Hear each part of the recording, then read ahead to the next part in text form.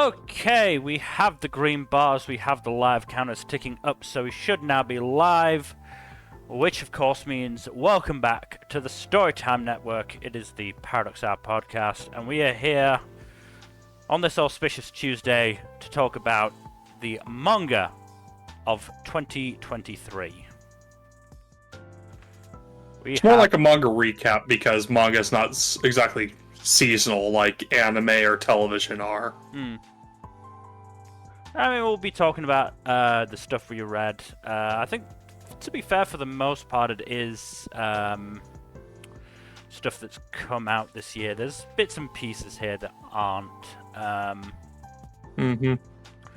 But for the most part, I think only really... I mean, there's stuff that I've caught up on this year that obviously started in previous years, but other than that, we've also got pretty much everything that in Shonen Jump that died this year, that I read anyway.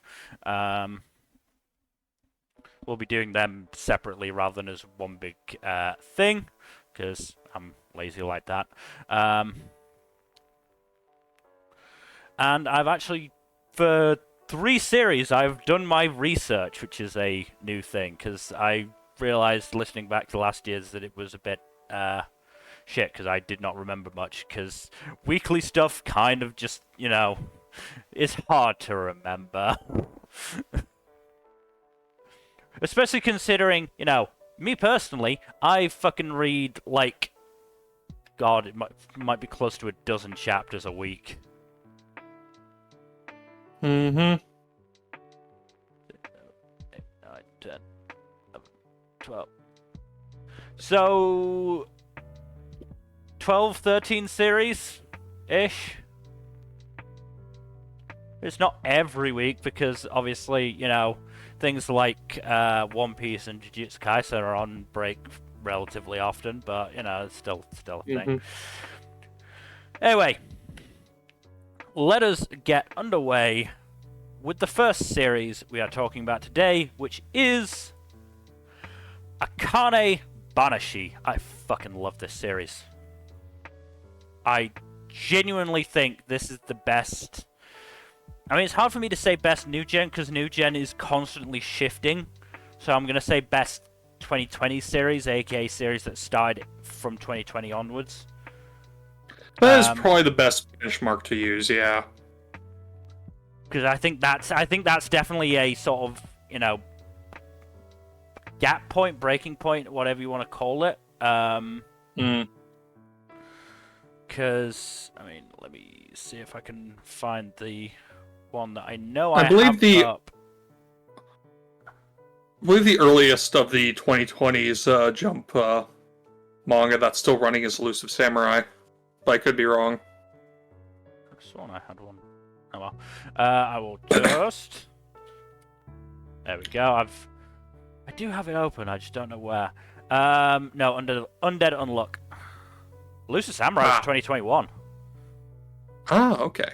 So we've got Undead Unluck, Me and Roboko, and Sakamoto Days that all started in 2020. They're still going. Thankfully. I didn't even realize that 2 of those were still going. Well, thankfully, Mashal was finished, and praise be to the fucking heavens, High School Family finally bit the dust. Finally got fucking murdered. It took 3 fucking years, nearly, but it died. It died a death. And I'm very glad, but we're not talking about that. I've ranted enough about High School Family in previous streams. I'm just going to leave it be. And it's just so say funny. It's dead. I'm glad it's dead. It should have died a long time ago. That's all I'm going to say. Let's talk about Akane-Banashi, because as I said, it's fucking incredible. And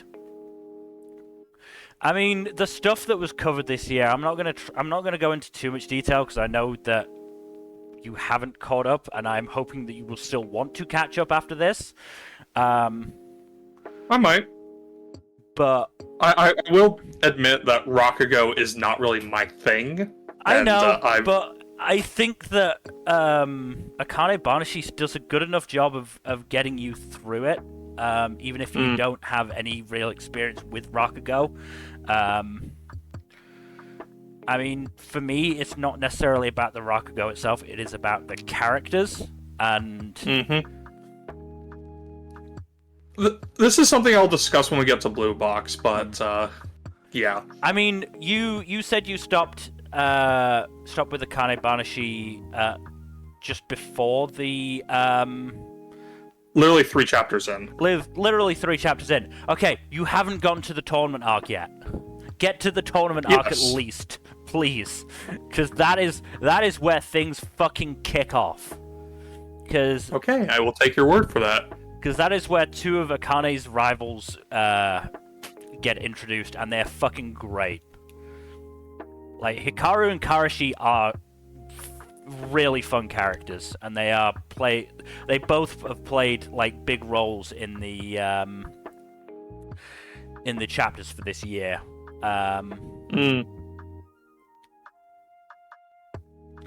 So, I mean, there's from the stuff from this year, there's stuff like Akane having to learn a story with an Oiran, and she is very bad at being seductive. Fun.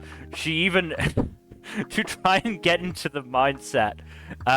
So you know the kid from the first chapter who insulted Shinta? Called the dickhead? Yeah. He matures as time goes on, and he's actually a decent dude now. And to try and get into the mindset of an Oiran, Akane goes on a date with him. That can only go well. But at first, she acts like a stereotypical girl, and it is so fucking funny because Jumbo is just completely fucking like, what the fuck is going on here? Why is Akane acting like this? I don't understand it. It's really weird. It is so funny. Yeah, and then we have, towards the end of this year's chapters, we have something that I'm only going to refer to by name, which is Rakugo Zoo. And stuff. But, yeah, no, I mean, the stuff this year has just been absolutely superb. It really has. Just getting further and further into Akane's journey to, for now at least, become a Tatsume, which is, I believe, the 2nd rank for Rakugoka. I mean, nice.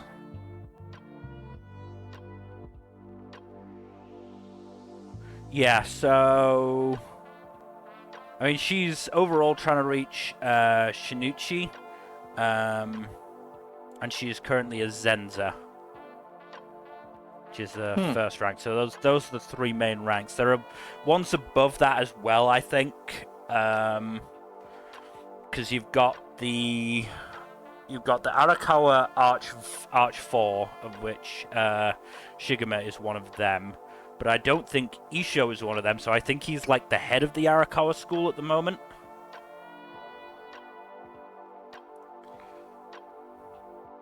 I'm sorry, I'm not remembering the names very well, because I only read a few chapters and I binged 3 other manga to be caught up. Yeah, so Shigema is the guy who was Akane's dad's master, and is now her master. Right. Dude with the salt and pepper hair. Yes. Stocky dude. Mm-hmm. And Isho is the guy who expelled Shinta. Oh, that jackass, yeah. The guy with the eyebrows. Yeah, that jackass. Yeah. He is a really interesting character. He is a really, really interesting character. Because... Oh, so is it reasons for expelling all those people amount to more than just because fuck you? Yes, actually. And that is something you'll get to if you read the tournament arc. Kill. I forget. Chapter 3. Where does Chapter 3 end? I don't remember. Yeah, like I said. that's why I'm going back to check, because I don't remember either.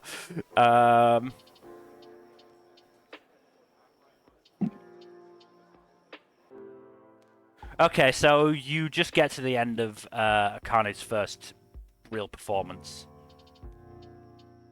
Hmm.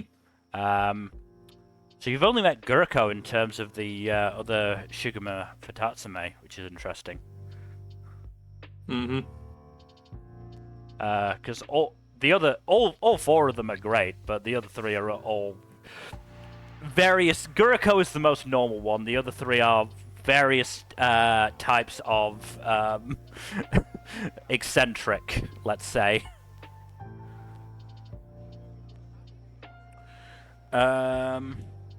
Yeah, without giving anything too much away, I think that's all I'm gonna say for now. Other than Akane-Banashi is so fucking good. I really love it. So let's move on. I'm gonna say now this is gonna be mostly me talking. So yes, I will chime in occasionally, and there's like maybe 10 that I have more detailed thoughts than Mill on, or equally detailed even. But let's move on to Aoashi. So I don't remember when I actually started reading this, because obviously I finished. The anime finished in at the end of summer 2022. I can't remember at one point after that I actually started reading this. I'm just gonna say outright on Manga Dex because it hasn't been translated yet. So what the fuck am I supposed to do? Oof. Like genuinely, what am I supposed to do about that? Other than learn Japanese. So I'll just talk about the entirety. Like, as good as I thought the anime was, it just gets better and better. Like, holy shit. Let's just get my decks up anyway.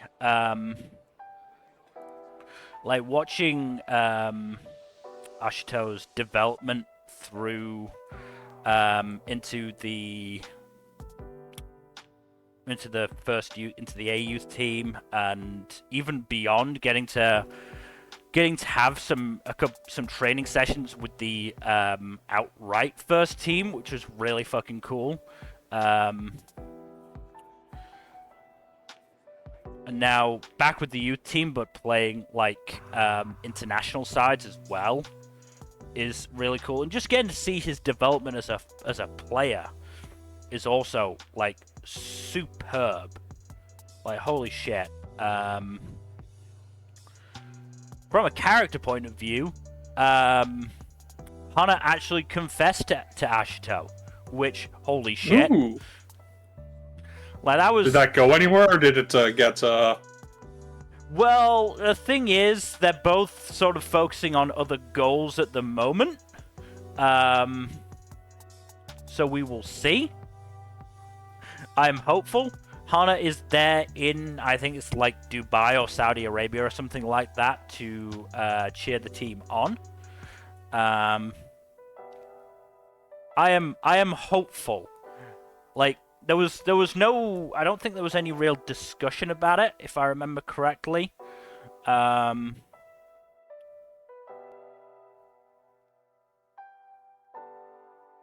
Seaside, it'll probably have been that one, won't it? Because that happened on a seaside. Because basically, I think it was at the end of the flashback for Fukuda and his him going to Spain, and having a hard time there at first because of the language barrier, and then eventually managing to succeed before pushing himself too hard and getting a career-ending injury. Oof.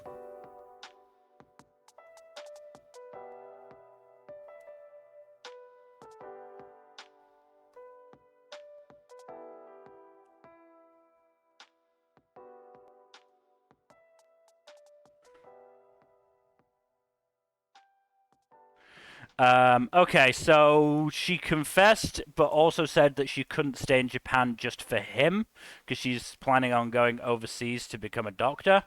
So who knows? But the confession is at least out there, and it'll put an end to any fucking love triangle bullshit that might happen, which has happened previously. So, what are you gonna do? I love that love triangle bullshit. Yeah. We'll talk about that more later. Yeah. But yeah, no, Aoashi is still superb. Like, if you enjoyed the anime, you will absolutely enjoy the manga. Because it just gets better and better. And goes, like, really interestingly in depth into tactics and stuff, which I think is really cool. But let's move on to a series that started this year. I believe it is Beat and Motion. So I believe this is a Jump Plus series. That cover looks vaguely familiar. I mean, I think. Did Gigguk do a video on this? Possibly, I don't know. I have no fucking clue. I haven't watched Gigguk in like ages. His sort of style put me off. I don't blame you. Yeah, it started in February, and I believe like let's see. Yeah, so the artist or the mangaka won a competition to get a spot in Jump Plus, which apparently is the only thing keeping it going thus far, because it hasn't had a particularly good reception in Japan, I don't think. Oh god, it's already getting a fucking anime at some point. Wow, that competition was really fucking big. They have a lot of manga competitions there, and usually winners are basically fast-tracked anime adaptations, to my knowledge. Yeah, holy shit. Grand prize winner getting 5 million yen in cash. A chance to serialize their manga in Jump Plus, with at least one volume being published, and an anime adaptation from Netflix. God damn! Like, holy shit. One thing for it to be standard patterns, another thing for it to be, like, actually, like, a prize. Yeah. But the basic plot premise is that the main male character, Tatsuhiko, dreamed of being an animator, but gave up due to bullying. I'm going to call it bullying. Other people will call it teasing, but fuck you, it's bullying. And eventually gets inspired by a mysterious drunk woman to try it again, which... Hikari Hiroi, is that you? And he then gets contacted by Nico, the female protagonist, who is a musician and singer who Tatsuhiko likes and is a big fan of, and wants to work with him after seeing the animation that he uploaded. Unfortunately for him, Nico is also the drunk woman that berated him for giving up on his dreams. Whoops. So there's a bit of awkwardness after that, with Tatsuhiko working towards his dream. Nico gets signed by a record label, which puts their plans for him to animate a music video for her on hold. So he's moving up in the ranks so he can actually get, hired by this record label. And then Nico is working through, the hoo-ha that arises when you get signed by a record label, which is not helped by her coming across a very popular artist at the moment that she is meant to, I think she's meant to work with, who turns out to be Nico's childhood friend, who she had a falling out with and drifted apart from. So yeah, that happened. I think that was the last thing that happened. We're also getting Nico's backstory as well, which is interesting because her mum is a famous musician. But you know, it's a pretty fun series. Like I have definitely been enjoying it. It's a shame that it's not being especially well received from what I've heard, but whatever. Jump Plus is also, you know, less axe happy than regular Jump, so maybe it'll last a little bit longer. We'll see. Hopefully it gets more of a chance, but you know, who knows? And there's only been 22 chapters out, so you know, there's not a huge amount to discuss. So let's move on to a series that didn't end, but has got a new release schedule because it is Black Clover. So when did they announce that the next thing would drop again? So the winter Giga cover has come out, so I'm fairly sure it'll be soon. So sometime in the next month, I imagine. Probably. Because yeah, this one's shifted to a quarterly schedule. Yeah. December 26th. Oh, a belated Christmas present. I'm not sure. I don't think there's going to be a Black Clover chapter in it. That would be unfortunate. Because the website I'm looking at has a table of contents and I don't see Black Clover on it. Damn it. Well, we'll be back next year for sure. Yeah. Just gonna see if I can jump Giga. Oh no, it's saying there's a new chapter coming in 5 days. Oh, on the Shonen Jump app. I guess so. God, the last chapter came out in August. Yeah. God. Been 4 months. Almost exactly. Black Clover doesn't have a fucking Japanese name, does it? No, it's Black Clover. Yeah. Then this table of contents is bullshit. I thought it's just not fully updated. Or the Black Clover chapter is getting an early digital release. I don't know. Regardless, shit's been heating up. Have you caught up on the manga? Yeah, no, I'm fully caught up. Well, we're in the endgame now, and we took a side trip to not Japan. That was quite fun. Yeah. So I think the first chapter that we didn't cover was 346. Which was last chapter of last year, I believe. Yeah. Which I think was the start of the invasion of not Japan. Yeah, if I recall correctly, that was the case. By the corrupted Sister Lily. Yep. Good news, she's getting uncorrupted now. Bad news, shit's gone sideways in the Clover Kingdom. Yeah, so, God, what's the name of the antagonist now? I think it's not Julius anymore, it's Lucius. Lucius, that's what it was. Lucius, yeah. Yeah, Lucius has started his invasion, and oh boy, things are going badly wrong for most people. Yuno, I think, was just about holding his own. Yeah, he's busy getting he's not getting bodied, fortunately, but he's not doing the best. Yeah, because basically the only person who can fight against Lucius and have a chance of victory is Asta because of his anti-magic.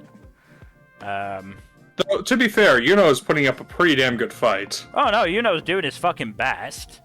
Yeah. We also have the other handful of big fights going on are let's see, a couple of the captains are fighting one of the resurrected dickheads.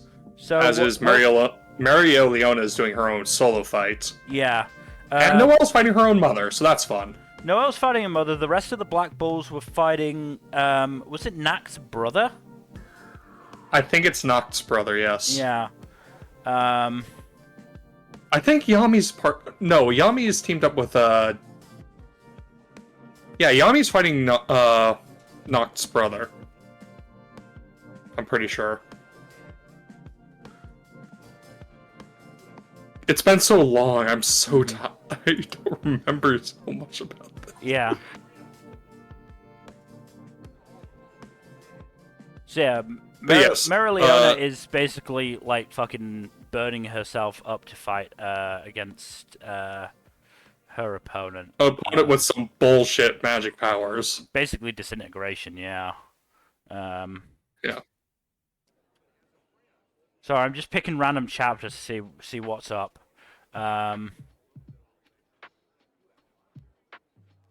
Yeah, Yuno's not doing great.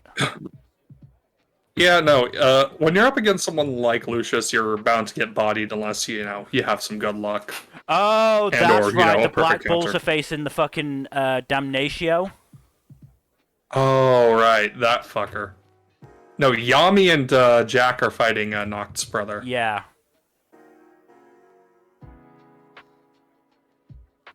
I'm pretty sure Jack just got, like, skewered multiple times. Very possibly, yeah. That seems like him, doesn't it? Mm-hmm. I don't remember what the other captains are doing besides those three that we mentioned, though. Probably getting bodied as well. Probably. But yeah, the shit's hitting its climax. We're probably not going to see much more Black Clover. Maybe like a volume or two more of material, including the epilogue. Yeah. I don't see this this fight lasting too much longer. It is a climax. Yeah. And honestly, like, Tabata has been putting in a lot of top work into the art and such as well. So I mean, there is a reason that he had to go on hiatus. Had to go. I mean, a lot of hiatuses, a lot of shorter chapters as well, and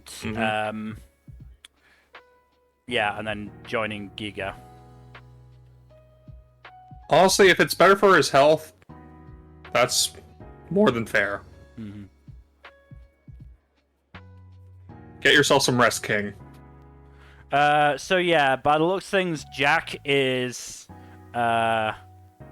maybe dead. I would not be shocked. He's probably the most expendable of the remaining captains. Besides, he outright says, dude. Yeah, he outright says, "What do you think of my final slash? I just got one regret. I never got to cut you up," which sounds like he's dying. Yeah. So now Yami is one-on-one with that dude. Yeah,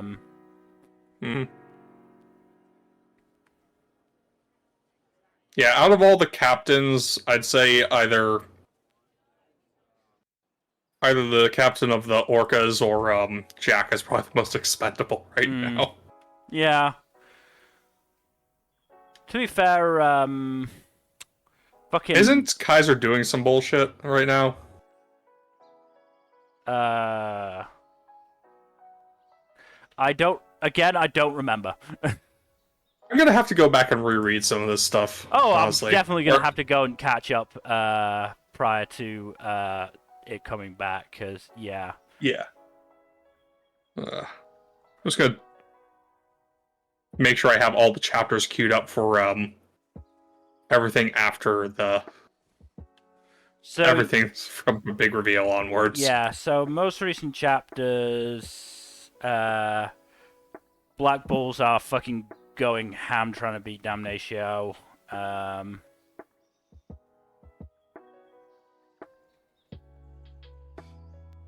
And they last long enough for Asta to arrive. Asta just fucks Damnatio up. And then last two chapters.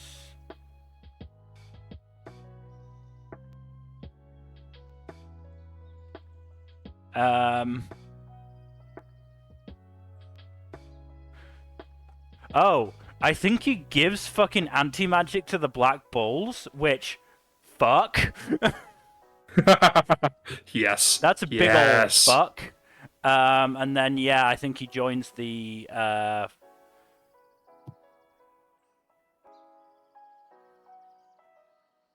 Yami gets sliced by... We're taking so long to puzzle all this out. Sorry, together. yeah, I know, we shouldn't, but Yami takes knocked, and we're on the last chapter, and then after, the Black Bulls join the various fights along with Yami's sister, and then Asta joins Yuno's fight. So yeah,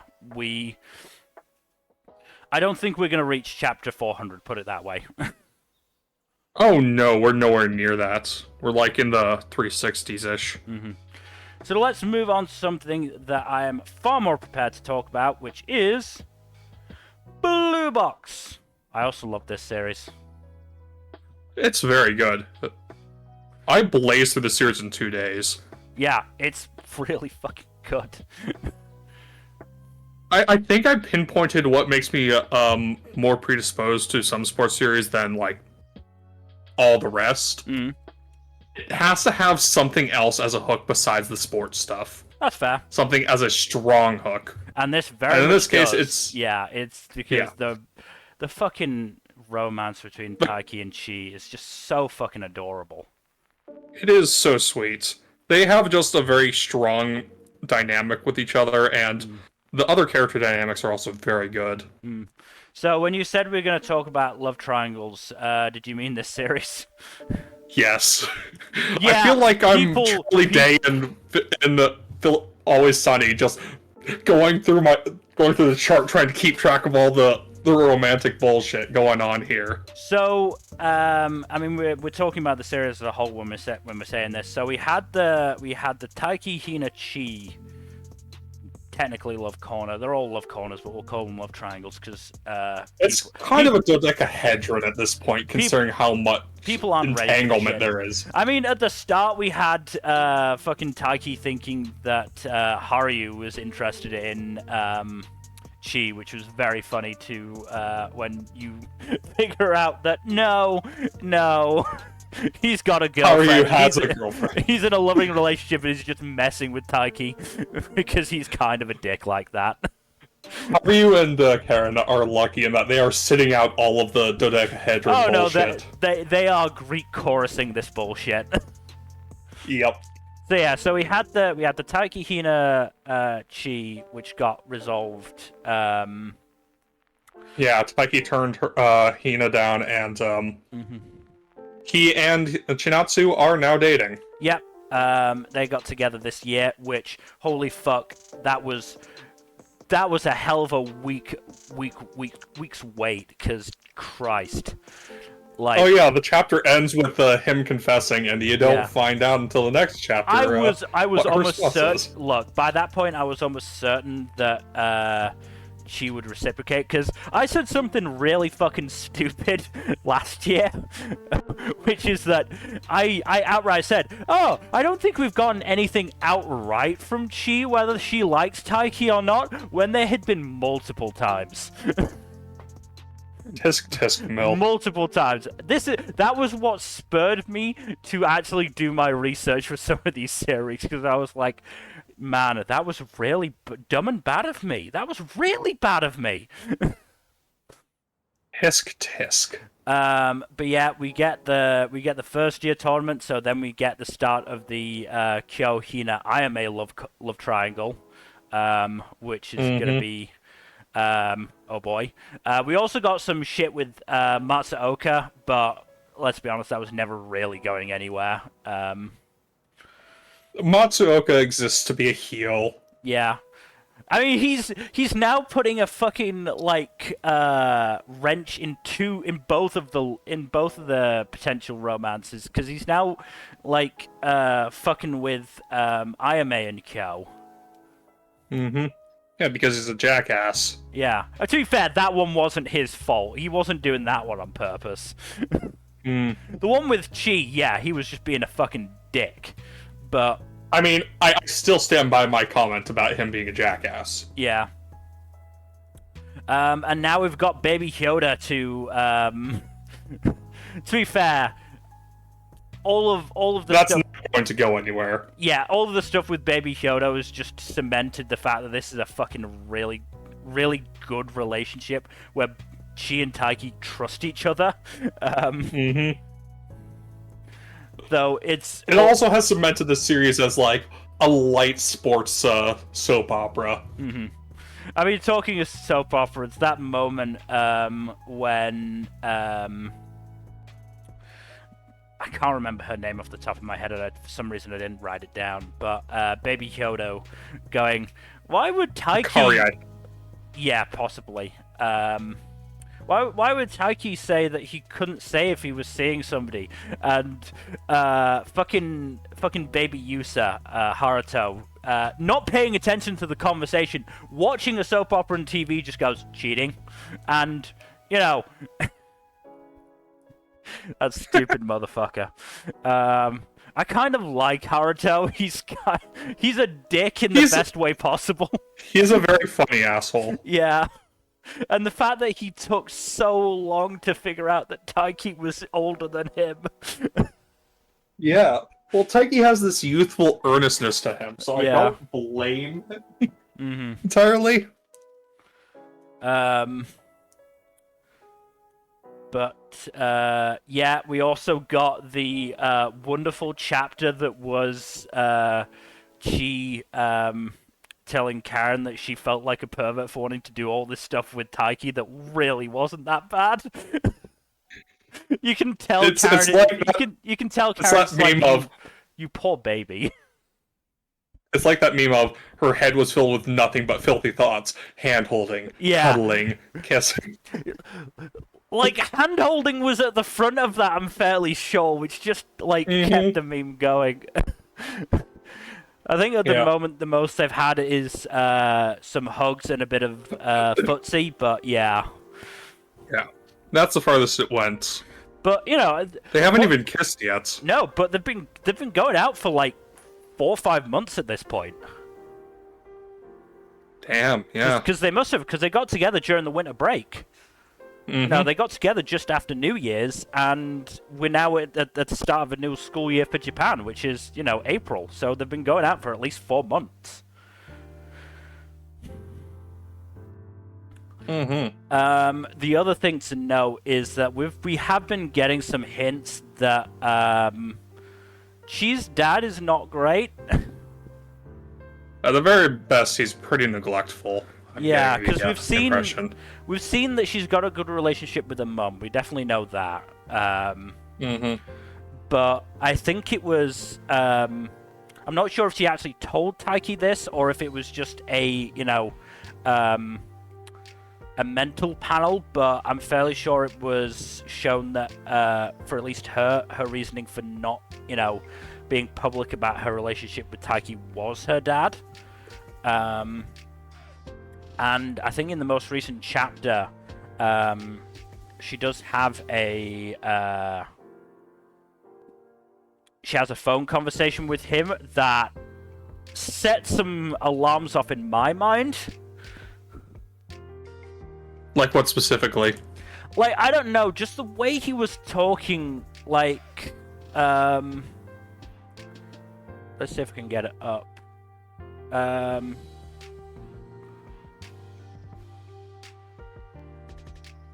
Like, was putting pressure on her.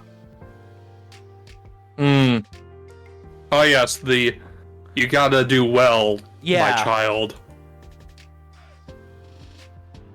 And, like, the look on Chi's face during... I mean, for a lot of it, we don't see the expression, and it's only, like, right at the end that we get to see her expression, and it's not a positive one.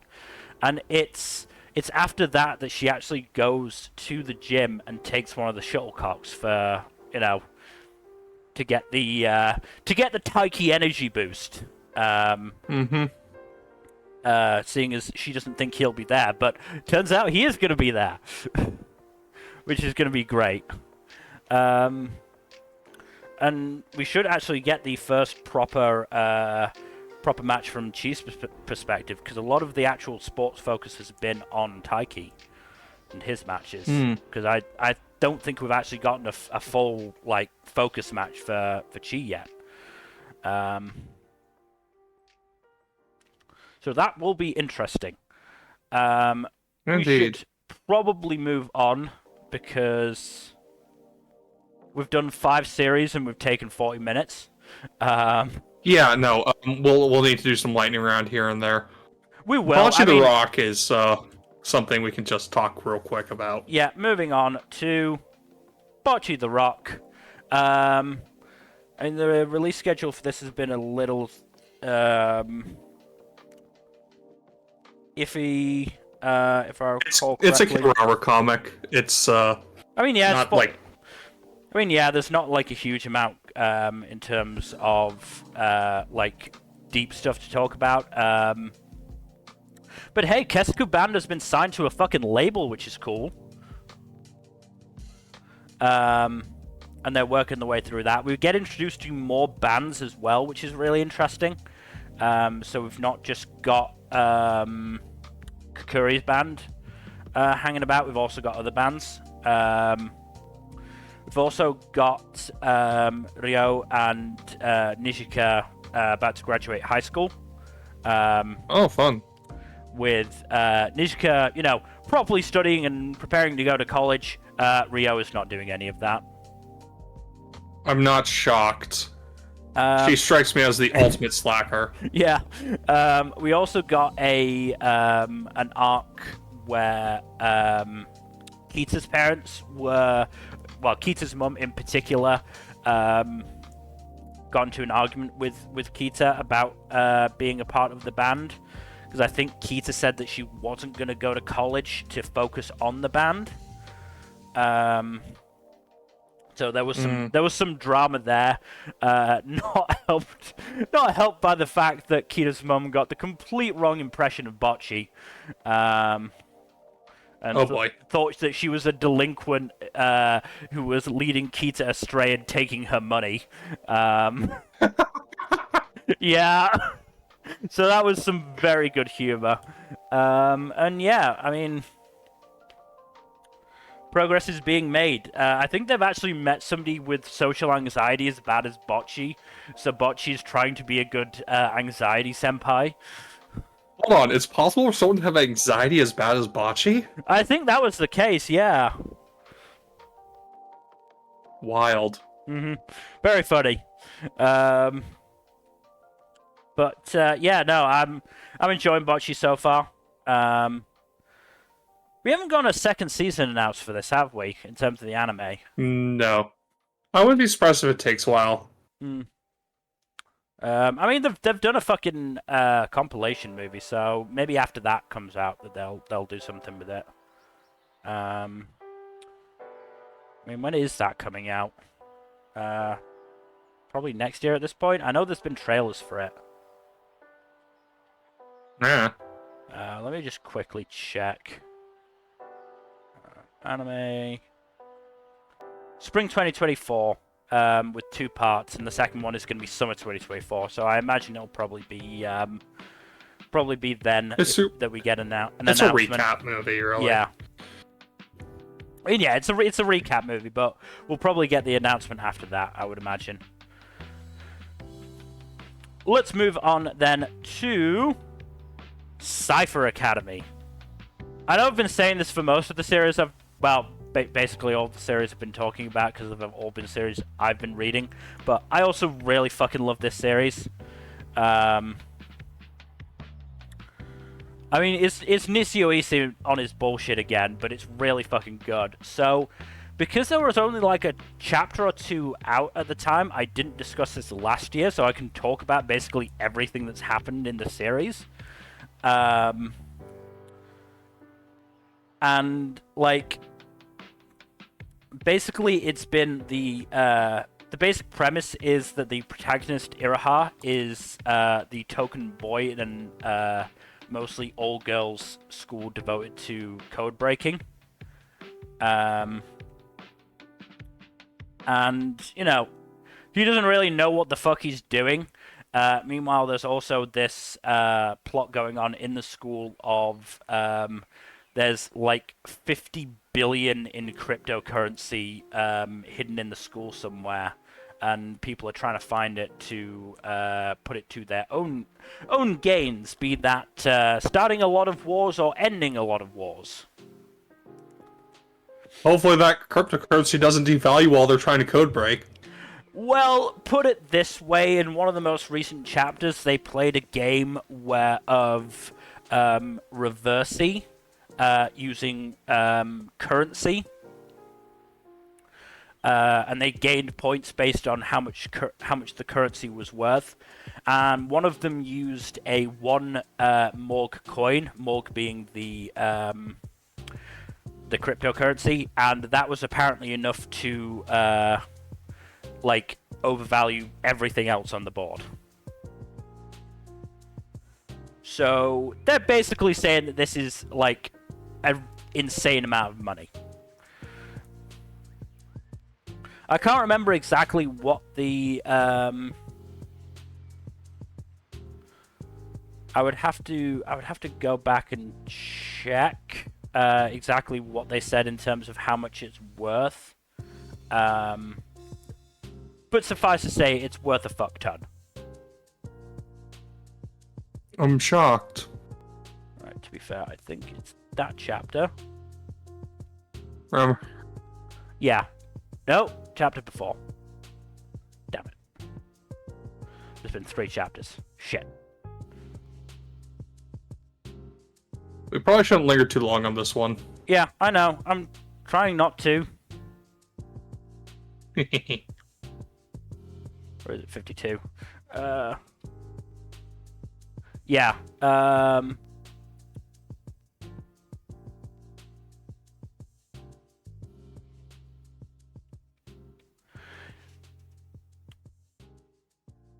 So the total value of all money on Earth is equal to approximately 200 quadrillion yen, which is equal to only a percentage of the 50 billion Morg. God damn. They don't say what the percentage is, because I'm willing to bet they don't want to make that, judgment. But, yeah.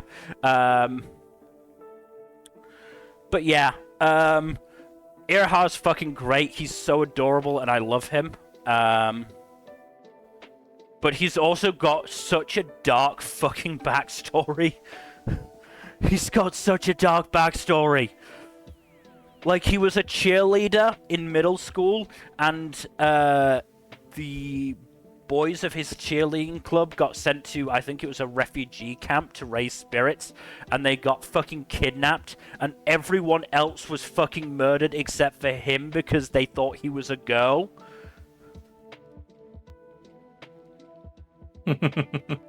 And then they made him, like, learn how to defuse fucking bombs. Like, it is so dark. It is so dark. But yeah, Class A has become Fireforge friends, which is really cool after seeing the start that they had. Seems like at least some elements of the other classes are on board. Fucking Class B has a fucking person maybe a person wearing a bear suit, maybe just a bear that can talk. It's kind of not been clear. So like Panda, except more mundane. Yeah, I don't really know. I don't know what the case is here. So yeah, there was some interclass stuff, and now they're actually in. So the morgue is hidden within the cyber world version of the academy. So they've all gone into virtual reality to go find it now, and they're making their way through the floors. And I think there are 13 left now, which is yeah. It's nice to have a series that has actual stated narrative progress. Mm-hmm. I mean, we'll see. We'll see what happens with it. It really depends on how long Jump lets this keep going, because it hasn't had the greatest sales in the world. It hasn't had terrible ones, but it hasn't been selling at a rate that I would consider confident. To be honest, it's Nishio Ishin. It's gonna have a lot of Nishio Ishin bullshit. I mean, yes, but I think that's probably the only thing that's keeping it alive at the moment is that it's Nishio Ishin, who's obviously got such a pedigree. It's also not had great, what is it? Fucking standings, table of contents rankings.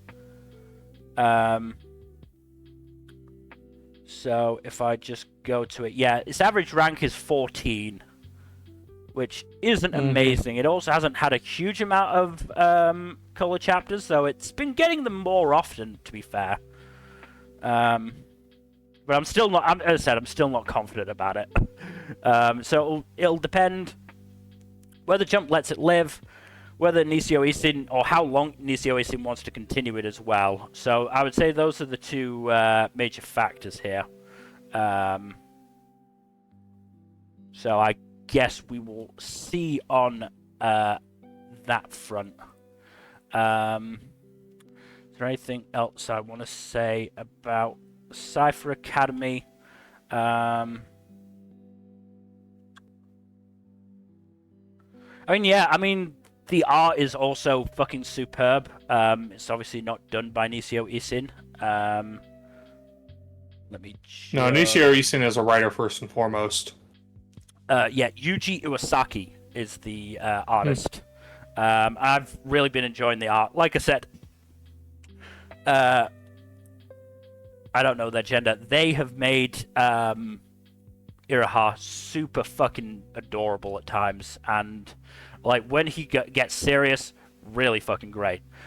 This is also the series that made a translator quit because it was very hard to translate. Because a large part of this is the like codes and ciphers and all that shit that is going on. And it's a lot of Japanese wordplay, yes. A lot of them are based on Japanese stuff, and as a result, A, it's hard to translate, and B, it's hard to work out if you don't speak Japanese. So I've basically given up on it. Oof. You should try learning Japanese. That might help. I don't have the time or the attention span to learn a language. I don't know, you just gotta practice for like 10-15 minutes per day, and that'll work, right? That's only how it works. Yeah, totally. Especially with a language like Japanese, yeah, that's definitely how it works. I mean, yeah, I really like this series. I could understand why people don't wanna try it because, yeah, it can be hard to understand, and Nishio Ishin's bullshit has rightfully turned some people off him. I can absolutely understand that, but I've been absolutely enjoying this. This is like, these first 3 series are genuinely one of the highlights of my week. Like getting to read them because they're just so much fun. These 3 like Shonen Jump series, I should add, that are still going, unlike Black Clover. Anyway, let's move on. Cipher Academy, really good, really love it.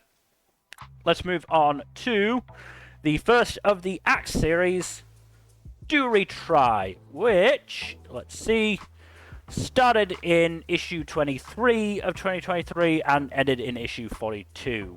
Damn, part of the U19 club? I don't think... Or did it hit 20? I think it managed to hit 20 or 21. Let me see if I can find it. No, it was 19. It was 19 chapters. Oh boy. Yeah. U19 club! It did really badly. This was the one where the penultimate chapter felt like it should have been the last chapter. Oh no. Because,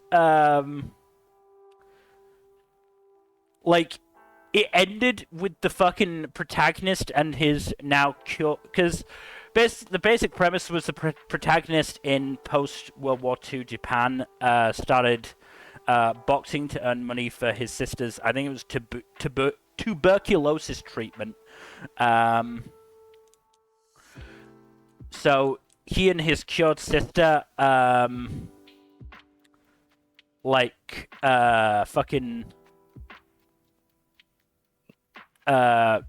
praying at a gravestone that I think might have been their mum's, because their dad was still alive.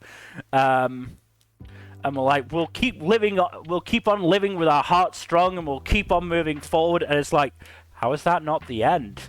What do you have that comes after this? And it turns out it was a fucking modern time skip. With like the protagonist's grandson starting boxing or something like that. I don't fucking know. The series wasn't great, and it saw the writing on the wall pretty early on. Well, that's good. At least it's made its way to set up its super definite ending. Yeah, what didn't help is that 6 chapters after it started, Martial Master Asumi began, and it's a better fucking sports manga. So basically, I'll be talking about that as well. Yeah, because I've been reading that. It's also by a more established author, because it's by the author of Hinamaru Sumo. So once that started, people basically went, yeah, Do Retry's not going to do well in comparison to this, is it? No. And it didn't. So yeah, it was an okay series. It wasn't great. It had some bullshit that was vaguely entertaining, but not enough to keep it alive. Let's move on to another sports series. This one is interesting because it is by the author of Golden Kamuy. It is Dogsred. I'm not sure when this started in Japan, but there's only so many chapters out in English. 15. Basically, a figure skater starts to play ice hockey after his mum died. His mum being the one who choreographed all his figure skating routines. However, there was the added twist of I think 2 chapters ago now. It was revealed that this manga goes on around the time of the 2011 earthquake and tsunami. Which, yeah, and there are some characters who are right by the coast. That coast that got hit.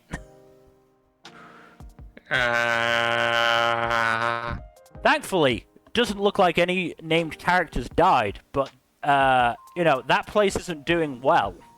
I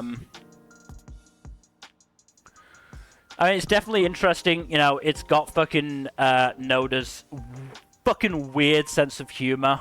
And, very, very distinctive art.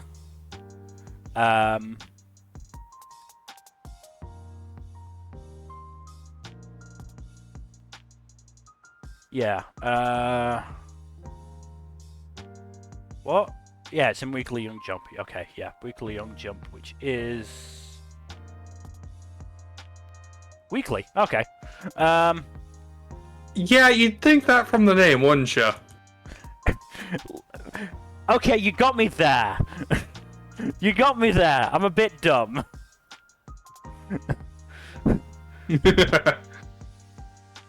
But the chapters have not been coming out on Viz every week, so that was what threw me off.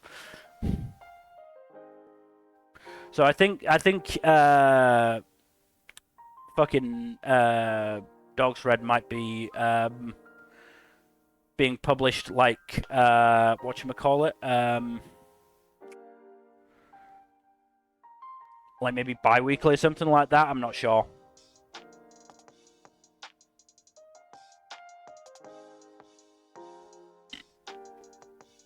But yeah, I mean, this This is more Noda goodness wrapped up in a sports manga, so if you like Noda, you'll like this. But let's move on as we hit the hour mark to a manga that is all you, Jack, because it is Doughnuts Under a Crescent Moon. This one's so good. Like, this one just wrapped up this year, at least in the volume release, and it's one of the best Yuri manga I read, in no small part because of how different it is from most Yuri manga.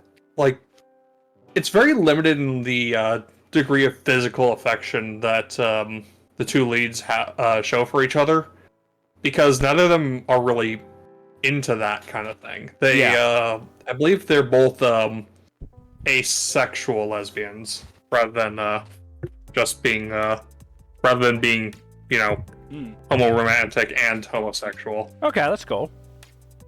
Yeah.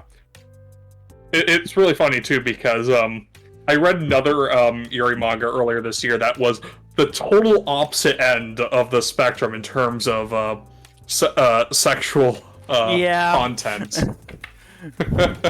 So it's like, this one's like the most chaste Yuri manga I've ever read, and the other one's just like, there is at least one sex scene per volume in that one. It is going to be quite a contrast.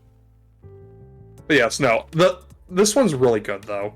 Like, they take their time just figuring out figuring out their own feelings and figuring out their feelings for each other, and they have really good dynamic with both each other and with the supporting cast, which is pretty small actually, but is still good.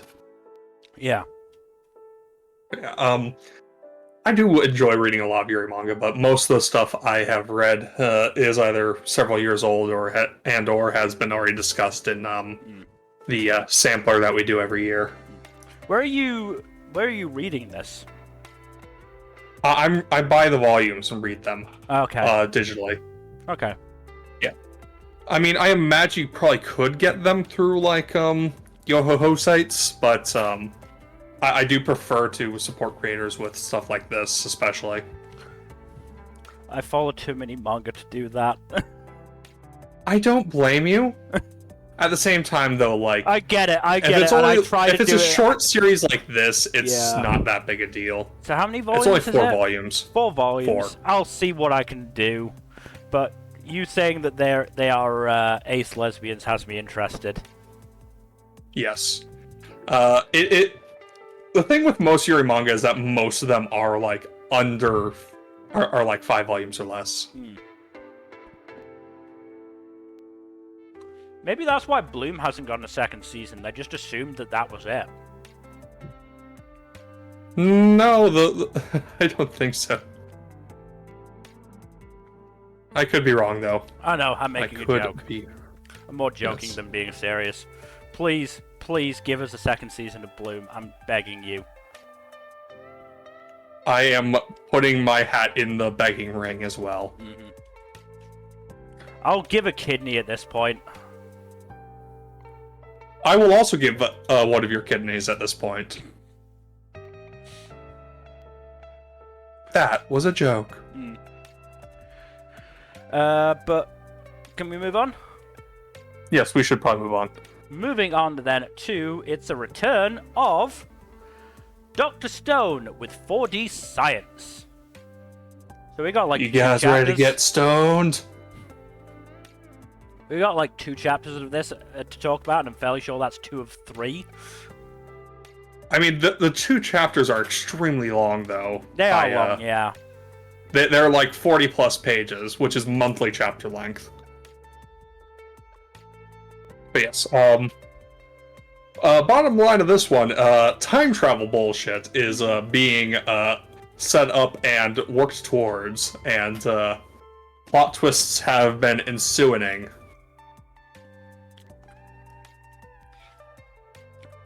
So this takes off right after, well, maybe not right after, but not long after. It takes off not too long after the epilogue chapter. Yeah, that they published. Point 1 that they published. where Chrome and Ruri are now married, if I remember correctly. So the epilogue, yeah, they got married. Yeah. So the first chapter is all about working towards managing to get a, That's right, yeah, they did get married in the first chapter. Yeah, it was in the first chapter, not the point one chapter. Yeah, they did get married in that one. Yeah, and it was during their reception that Chrome had the idea of how to get across, whatchamacallit, a message from the future. Mm-hmm. Yep. They work their way through and eventually appear to get a message from Byakuya Ishigami, which shouldn't be possible. Because he dead. He very dead. He's been dead for a good 3,500 years at least. Probably 3,600. That was like 3,700 years, yeah. So chapter 2 goes on to actually, making their way to the time machine, which is, or the first step to getting a time machine, which is getting up to the moon. They create a space elevator, and oh boy, does this! I mean, I think the point one as well did this, but certainly the last few chapters of Dockstone have been really leaning heavily into the Kohaku Senku ship. I'm not complaining. No, I'm not complaining at all, but there's that fucking page that I screenshotted of, like, fucking Kohaku coming to stand in front of Senku, and the looks they're giving each other, holy shit. Mm-hmm. Like, 100% Fuzzy would say they are banging. And I cannot disagree with him based on what I'm seeing.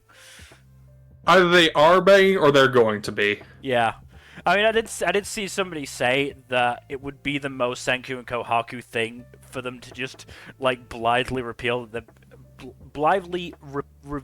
they've been going out for, like, a while now, and they just never said anything. Yeah, no, it would track 100%.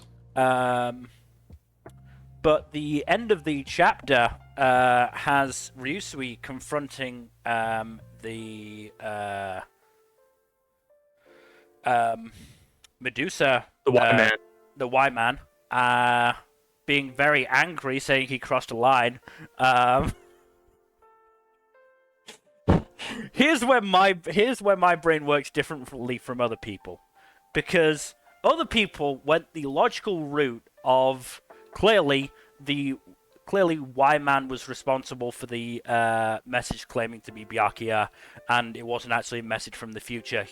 Y-Man just wanted them to be, motivated to continue.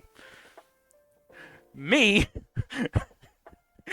I saw petrified mosquitoes and went, are they gonna Jurassic Park Byakuya? My God.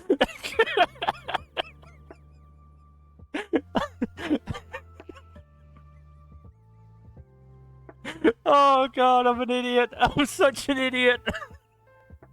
I don't even know how they would actually do it, but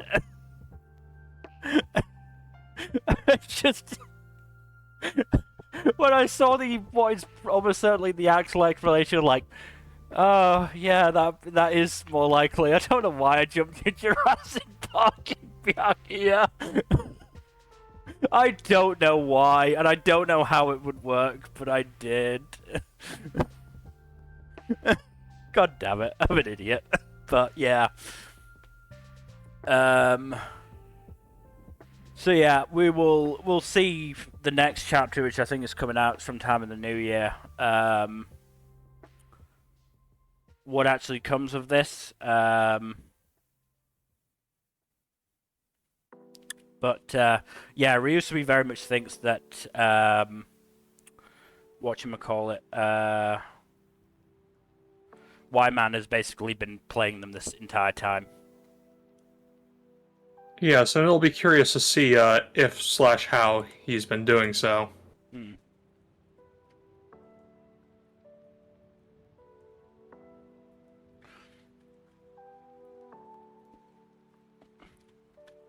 I mean, he seems to have been tipped off by the fact that Y-Man has been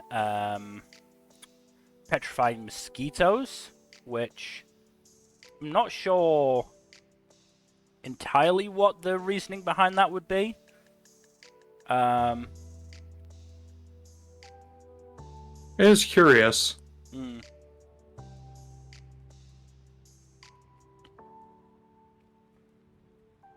I mean, it's they might have said earlier on that mosquito. I think, or somebody I think said that mosquitoes like prey on the silkworms that they're using for to create the whatchamacallit, space elevator. So who knows? Anyway. We should probably move on to our next series, which is another one you've caught up on. It is the Elusive Samurai. So you're fully caught up on this, right? Correct. So how are you finding it so far? So far, it's pretty good. I do have a couple issues here and there with it.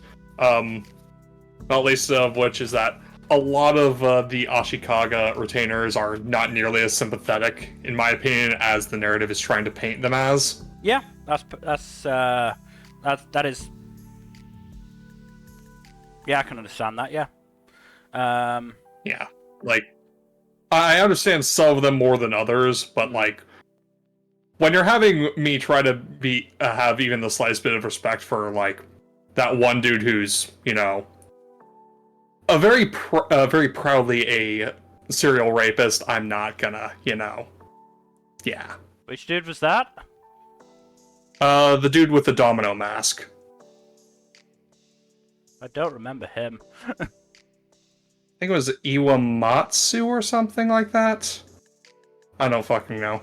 Is it the guy with the blonde eyebrows and the domino mask? He got ganked by Ayako's dad. Oh, that guy. Yeah. Yeah. And also the young dude who got in a more recent chapter. It's like kind of been a little shit throughout the narrative, so I don't mind him dying. Yeah. Oh, what's his name? Fuck.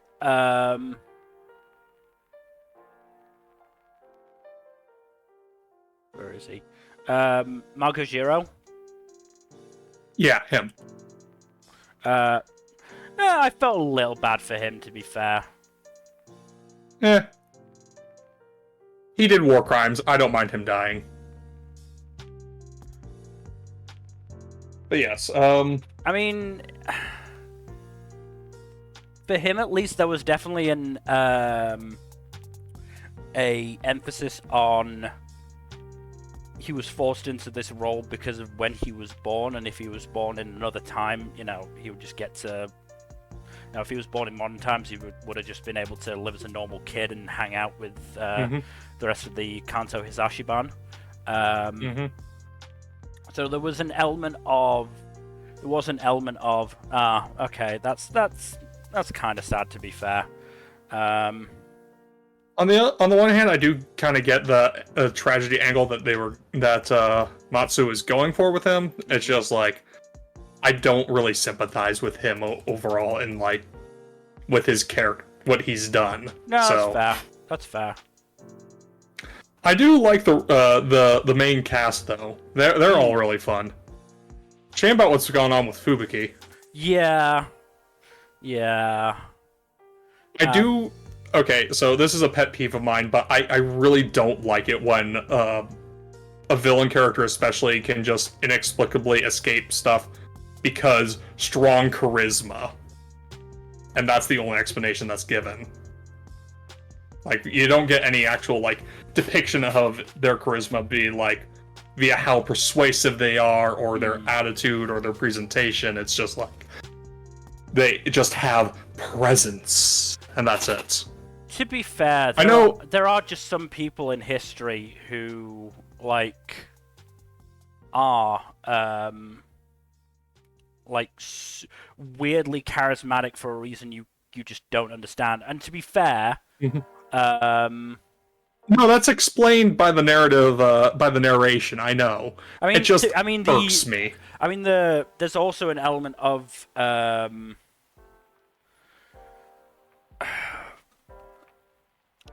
like, there's definitely some supernatural bullshit going on at the moment. Oh, absolutely. So, like, there's definitely an element of that.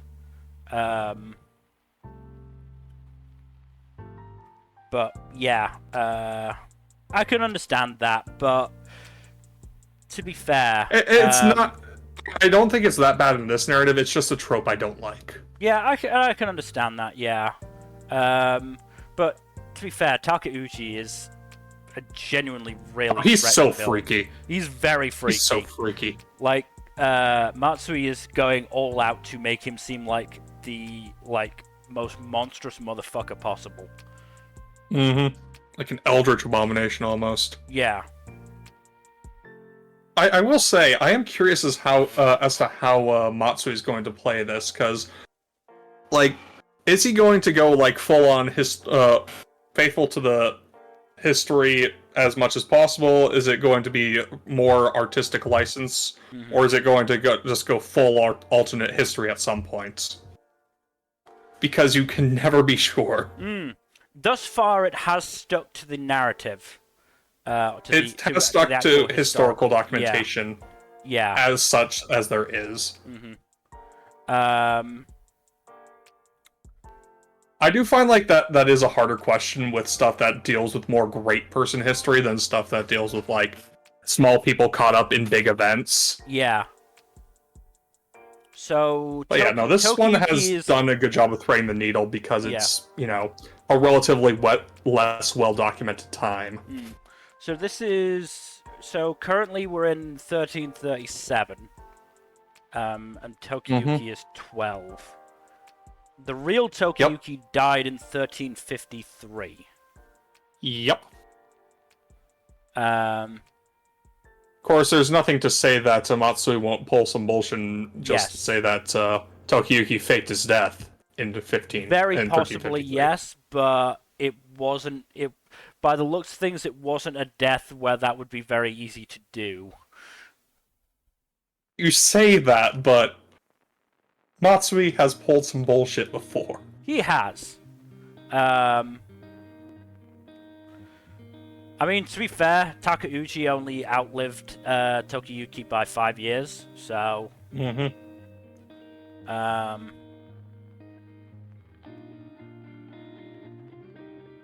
I do... Did he die? Probably some disease or something. Probably. Whatever. But yeah, in terms of Fubuki, things are gonna get worse before they get better, if they actually get better. I think that's gonna be the big test of what Matsui does.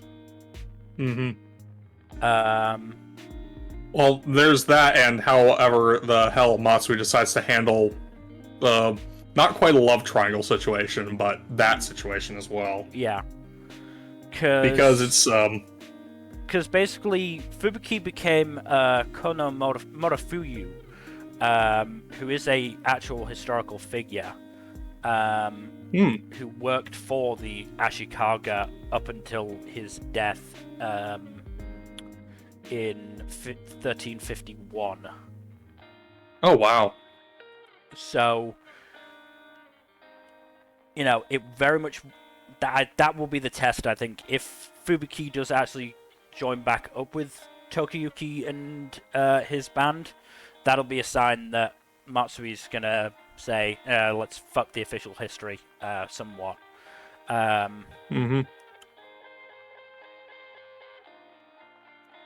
Yeah, that's the sign for the history thing for sure. I am interested to see where Matsui is going to take the overall plot as well. Like, how long he's going to run this. Because S-Class was only 180 chapters, and he's over 2/3 of the way to that with this one. Yeah, and as I said, still a good, 15 years from... 15 years from Tokiyuki's death, at least? 16. 16, yeah. I mean, to be fair, the 1335 stuff was quite a lot of chapters compared to the other years. So he's definitely going at a good pace. But I mean, this stuff is just more Matsui goodness. Oh yeah, like the bullshit that is all the funky weapons he came up with. Funky weapons. Especially the leg blade. Yeah. Fucking Tokiyuki taking out, what's his name? Shogun? Shogun, yeah. That was good. Both times was fucking great. That's the guy that they made me feel a little sorry for. Yeah, because he was starting to actually mend his ways and turn himself around. Yeah. And then, he had to die for Tokiyuki to progress. Yep. Such is life. Also, I really love historical figures like Masamune. The blacksmith, really good information of him. Yeah, he's one of the two famous blacksmiths in Japanese history. The other being Muramasa, who I believe was like 200 years after him or something. But yes, this is good. We could probably talk about more details while we're doing like a gaming stream or something, because this is a lot, and I don't want to get too bogged down in this because we still have a lot of shows of but manga there's series also to tackle. There's a fair amount of cancel ones, to be fair, but I get your point. The last thing I'll say is they're coming back to Ogasawara, and we're realizing that he's actually not that bad of a guy in terms of Tokiyuki's enemies. I really like Sadamune. He's a really fun character, and especially contrasted with like the Hisashi-ban, he is complete dicks. Relatively sympathetic. Yeah, the Hisashi-ban are. He is at least a respectful villain. You can respect him. Yeah. The Hisashi-ban are a mix of crazy people and monsters. Yeah. But yes, let us move on to the next series, which is Fabricant 100, which I believe, started in issue 1 of 2023, which I think means it actually started in December. Yeah, December 4. So there was one chapter out when we did our Manga of 2022 stream. And it bit the dust in issue 40 of 2023. 36 chapters. This very much was a series that felt like it survived because there were worse series beneath it, and there weren't enough series that Shonen Jump wanted to start. And once that wasn't the case, it died a death. Because it died to so MamaYuyu, Kagurabachi, and Two on Ice could start, along with... I need to read Kagurabachi. We'll get on to Kagurabachi. Fabricant 100, it was an interesting one because it was sort of in the same vein of Jujutsu Kaisen of main character protected by an overwhelmingly powerful character who was actually kind of evil, and was only helping the protagonist out of self-gain. And to be fair, the narrative stuck to that throughout the entire series, which was a brave choice, if nothing else. So it was on a scale from 1 to Sukuna, how evil? I don't think, to be fair, I don't think 100 was like outright evil necessarily, more sort of morally neutral, gray. like had her own had her own goal that was not a good goal and was willing to do whatever she needed to achieve it. So yeah, this was okay. I'm fairly sure this was another one that faced the Golden Future Cup curse. What was that?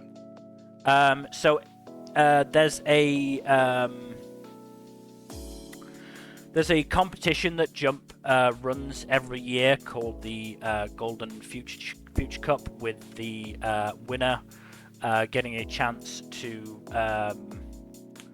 earning basically a serialization in the magazine. And pretty much, I'm fairly sure every single one that's taken that serialization has the series has ended basically, as soon as it could, so 19 to 20 odd chapters sort of thing. Jesus.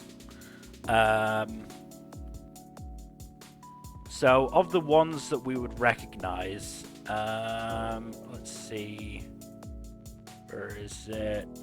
So the author of Ruri Dragon won the 2017 Golden Future Cup and has obviously been struck down with a illness.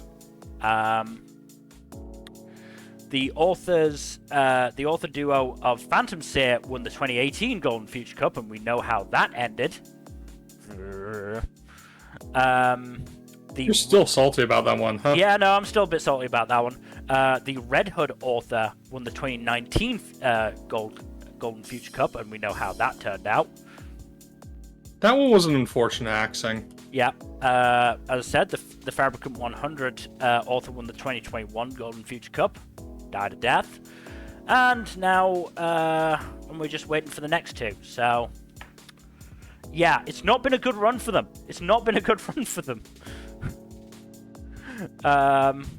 Which may say more about Jump than it does about the actual cup itself, but who knows? It says a lot about Jump, if we're being honest. Yeah, it really kind of does. So yeah, Fabricant was okay. It was never really a series that you read and went, yeah, this is going to survive, because it never felt like that. It's one of those where, as I said, it survived because there were things that had to die before it, more than surviving because of its own merits. Yeah.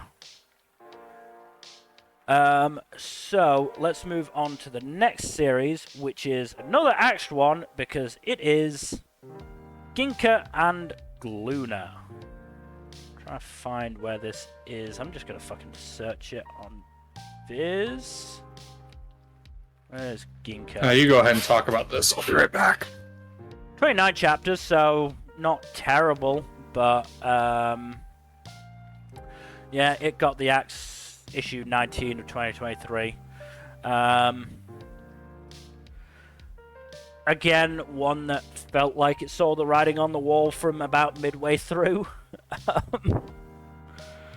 It was an enjoyable series. I did quite like it. I liked the artwork, and I liked the characters, but yeah, it just never felt like it was going to last that long past a certain point. I don't think it sold overly well either, to be brutally honest. Neither did Fabricant, while I've got that in my mind. All of these that got axed didn't sell very well. That's the basic issue with them. Yeah, I think it and Tokyo Demon Bride's story died to give life to Tenmaku Cinema and Kill Blue. One of those two is surviving, so doing fairly well for itself.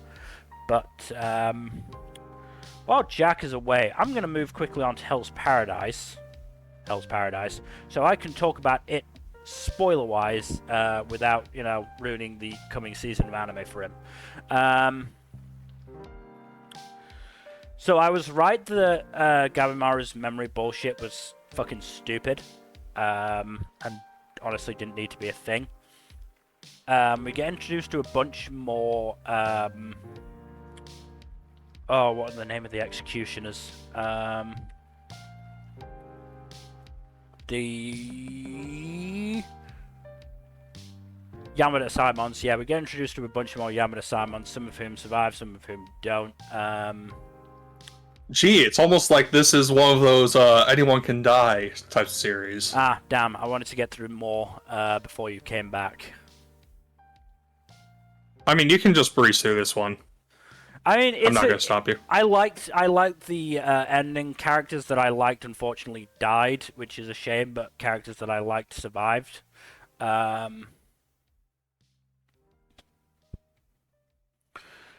That's good. You know, I can understand why it got the following it did, and why Yushikaku, you know, has a good reputation, even if Ayashimon did not do so well. And I can sort of see I can definitely see the art style, you know, the same art style there, from what I remember of Ayashimon.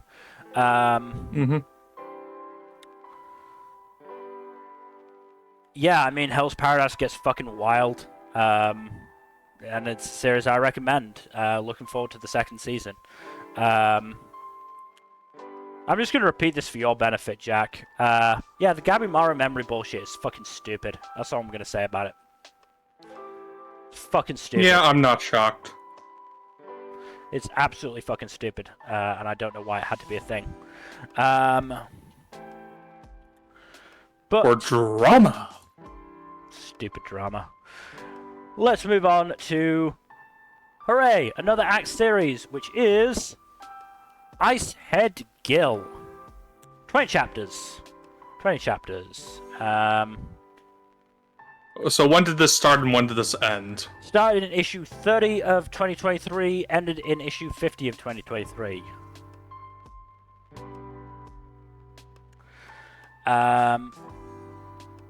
So it is the most recent Act series. It wasn't terrible. The art wasn't amazing. I feel like I had trouble, like, following the art style. Not to mention, I'm still not entirely sure how old Gill is supposed to be. Yes. He is, yes, years old. I mean, you can see the volume cover on the screen. How old would you say he is? 12. Sometimes he 2 years. Yeah, sometimes he talked like he was a teenager, or sometimes he acted like he was a teenager, and sometimes he acted and talked like he was a much younger kid. So I really had no fucking clue. Again, I will just go with he is probably 12, give or take 2 years. Yeah, that seems probably about right. Yeah, as I said, not a bad series, but it's a lot of these series you can just tell that they were gonna get axed. Like, so often, the more of these series you read, the more you do get a sense for them of, yeah, this knows it's gonna die soon, and it is either spinning its wheels or trying to rush towards a conclusion. And this one was a rush towards a conclusion. Not a bad series by any stretch, but again, didn't sell well and died a death. Let's move on to a series that is a lot more interesting because it was actually doing alright, but yet still kind of got axed because it is the Ichinose family's Deadly Sins. Wait, this one ended? Yeah.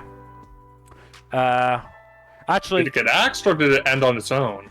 That's the thing that I'm not sure, because I actually ended up dropping this. Because I think I've heard of the author from a previous work of theirs that was incredibly dark and brutal. So yeah, the author Taizan 5 previously did another series. Was it Takagi-sen? I think it was Takagi Sins, whatever it is. Takagi-sen. Yeah, that one's, from what I've heard, extremely dark. Extremely dark and short-lived. Mm-hmm. So, I mean, I get the sense that the author likes writing short-ass series. But as a result, it sort of put into Takopi's original sins. Original sin. That's what it was, not Takagi. Takopi.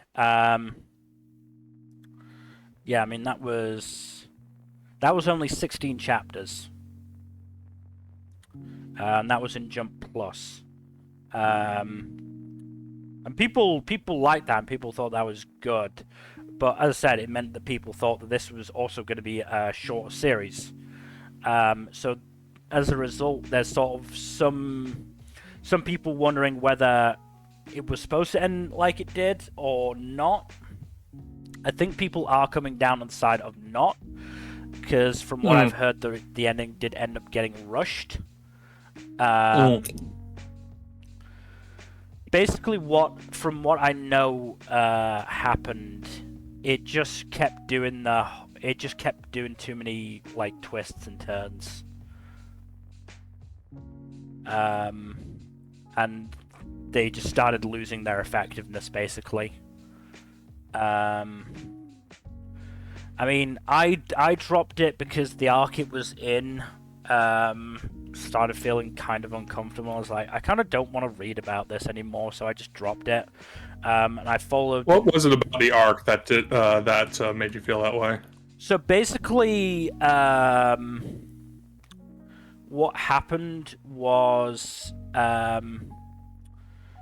the protagonist Tsubasa realized he had a... I'm just going to say family member because I can't remember the exact relation there that had gone missing, called Sota. And so he went and searched out Sota. Well, he thought the Sota had died and then found out that he was actually alive.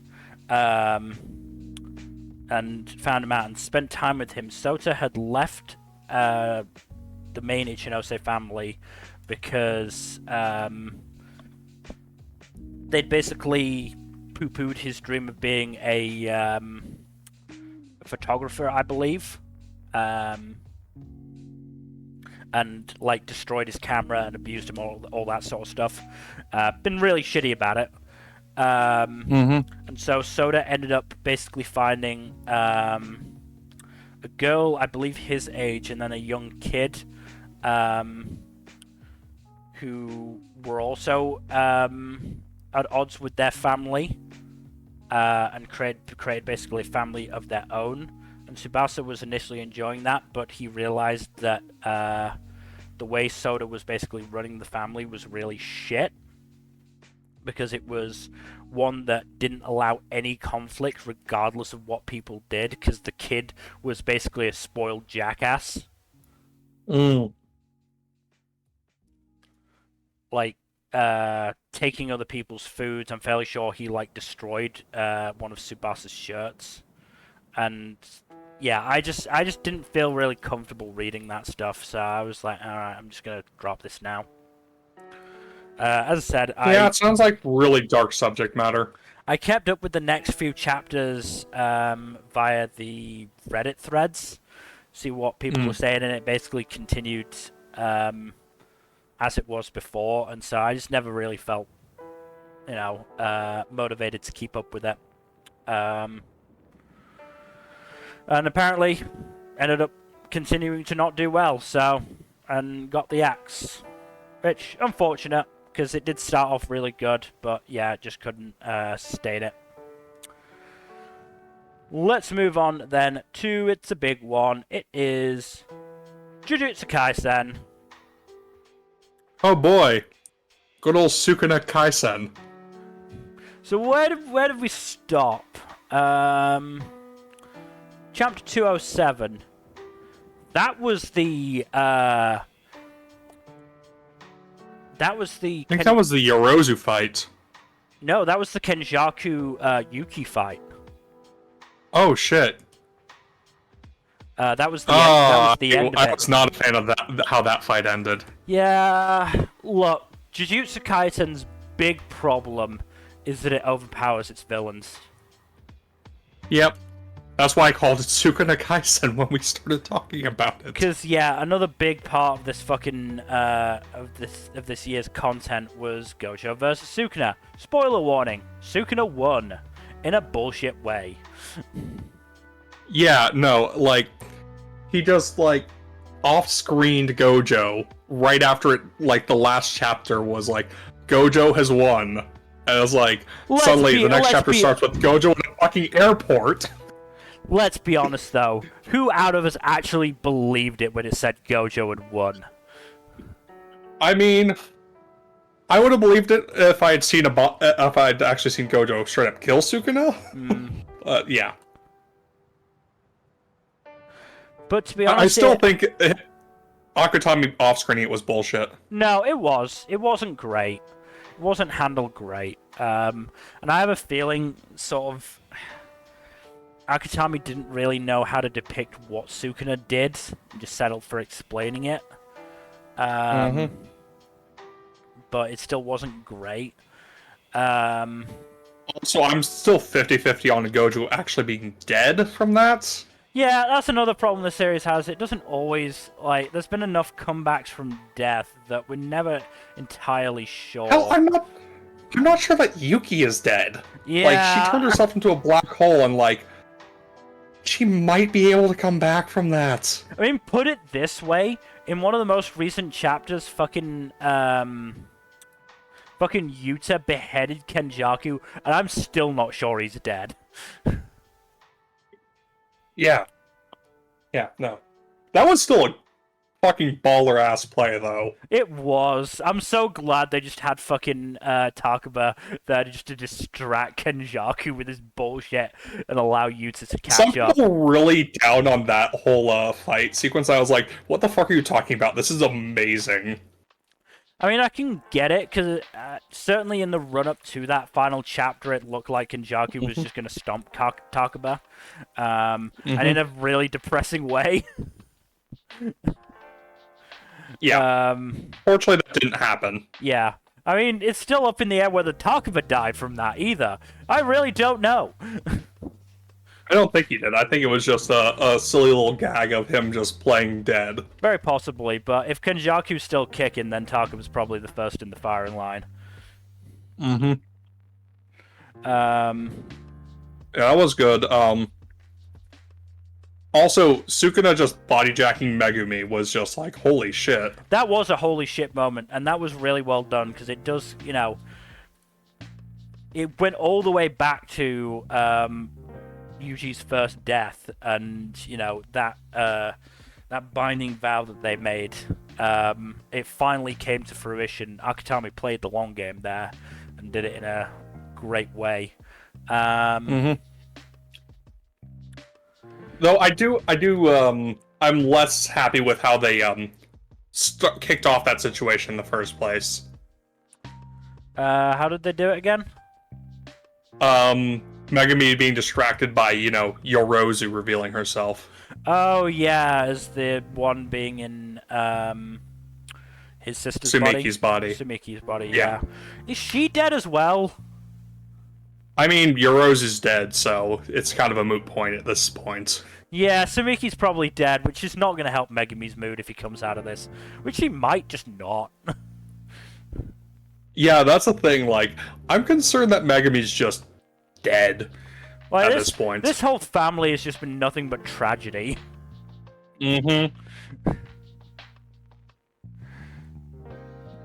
see. I mean, look, I still haven't given up hope that Nobara's alive, so I'm not gonna give up on Megumi just yet either.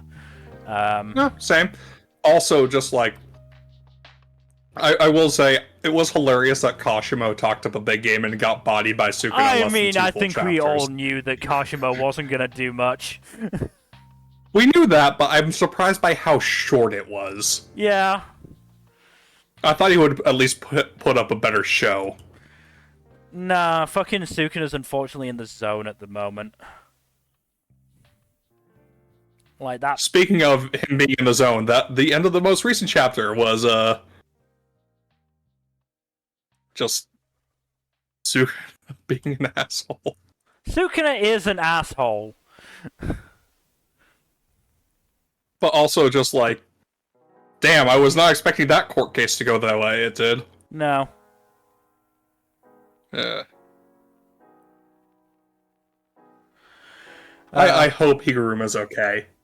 I think so. It didn't look like there was. It looked like they were mostly like superficial cuts. Yeah. Semi-superficial. For now. Like there was nothing like that I would outright say was deadly. And Kusakabe at the very least seemed to get his arm in the way of the more vital areas for Higurumi. Higuruma, yeah. Higuruma, sorry. Yeah. I do think like we're going to see stuff against Sukuna escalate, especially since Kenjaku is out of the picture at least for now. And meanwhile, fucking Hikari's just having a good time being a complete dick to Uraume. I fucking love Hikari. I fucking love it. I love every one of his fights because it is just full of the fucking person he's fighting going, okay, it's over. What the fuck? How is he doing this? This piece of shit. I keep killing him and he won't die. Man? This piece of shit won't die, damn it. Just fucking die already. No. Yeah. I just love it. It's so great. And it's not like Hikari's doing anything consciously to do this. It's all subconsciously. It's just his curse technique, which is also bullshit. Yeah, it's complete bullshit. I love it. I fucking love it. But, yeah. We'll see. It's going to be interesting to see where this goes. Akutami has said that they're absolutely going to try and finish this in 2024, so... Never trust a manga author when they say how long it's going to take them to do something. Yeah, but if there's only like fucking 20 chapters left, I think even then you can probably say, yeah, I can get through this material. I do see this ending for chapter 300 at the very latest. No, I don't think it'll hit chapter 300. Yeah, like I said, I see the ending before that point. And you know, even with the issues we've mentioned, this is still a really good series. Like, I still really enjoy reading it, even if it is frustrating the amount of bullshit that the antagonists get to pull. It's at least set up in terms of Sukuna, because he's been fucking bullshit from the very beginning. Oh yeah, no. And at least some of the stuff he's pulled off makes sense.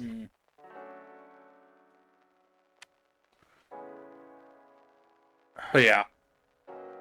I mean, do you remember vaguely when Sukuna taking out Gojo was? Was it 236? 236. One chapter off. Damn. 235 was the one that ended with Gojo, quote unquote, victorious. Yeah.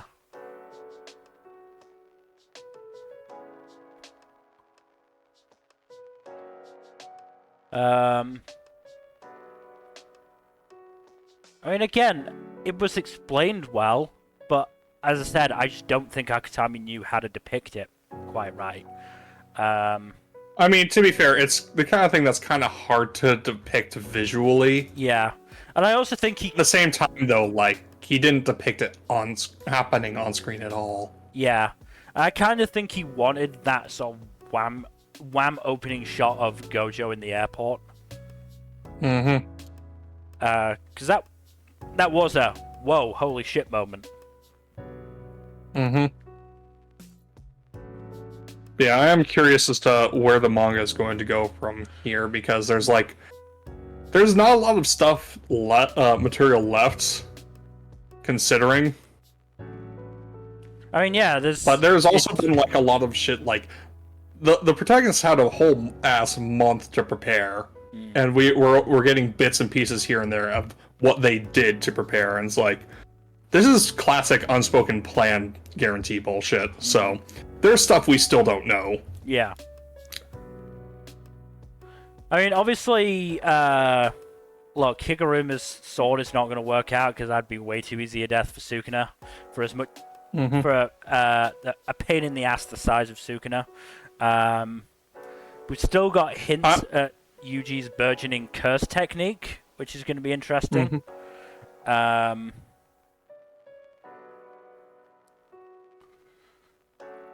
And yeah, we still have a bunch of unanswered plot threads that have to be picked up. And hey, we've still got a bunch of characters who are still alive who can die. Don't tempt Akutami, man. Well, you think somebody like Kusakami is going to make it out of this? Gege, when I catch you, Gege! But yes, we should move on. Yeah, let's move on then to Kageki Shojo. I need to read this manga. You do. It's good. It's very good. I really love this manga. I just wish it came out more often. It's a monthly, isn't it? No. Or is it quarterly? It's every 2 months. Oh boy. So there's only 6 chapters a year.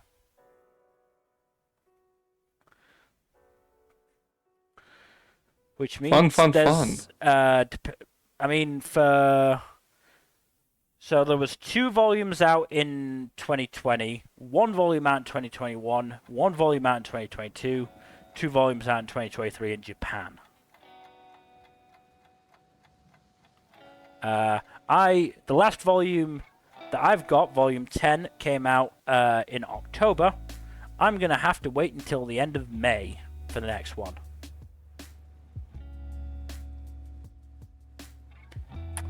I'm not sure I can wait that long. We are finally at the stuff past the anime though, and yeah, it's been a time, cause so if you remember in the anime, it stopped with Sarasa winning the role in the in that 4-person scene for the festival. Do you mind spoilers? Go for it. Basically, what happened was Sarasa's granddad had a medical emergency right as it was about to start, and Sarasa was very torn between performing and going to see her granddad, who she wasn't sure what was going on. He might have been on his last legs. And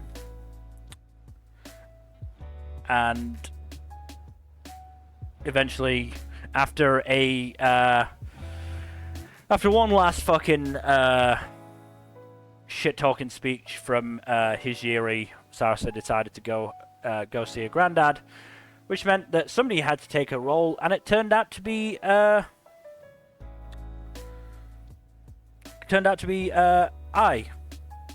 because I think she'd been practicing with Sarasa in the run-up, so she knew all the lines. And then I'm fairly sure I actually flubbed a line, which was embarrassing to a certain extent.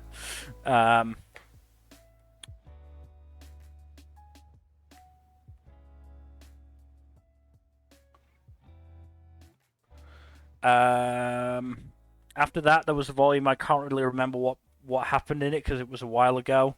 I'm fairly sure it was just focused on Sarasa going back home and doing some stuff there.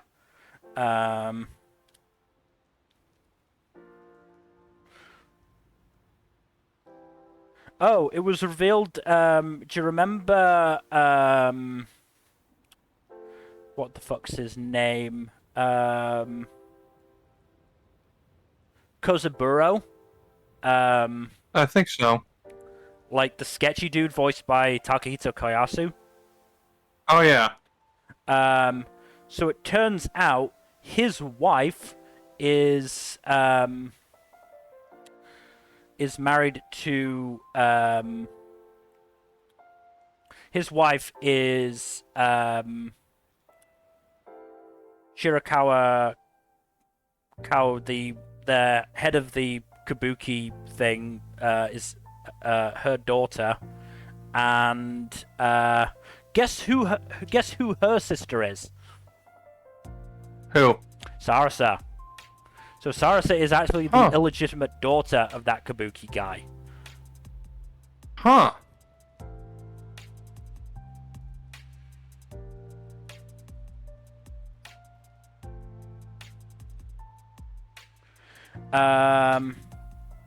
So yeah, and then Volume 8 ends with them starting the second year, so we've got a new influx of characters, which is really interesting. Sarasa trying to be a senpai and failing in some areas and succeeding in others.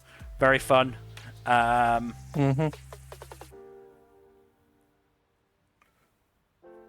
do we end off with that? But yeah, I think that's mostly been the stuff for now, is the struggling to get the respect of some of her juniors. They've got a new acting teacher as well, which I think Sarasa is struggling somewhat with. Let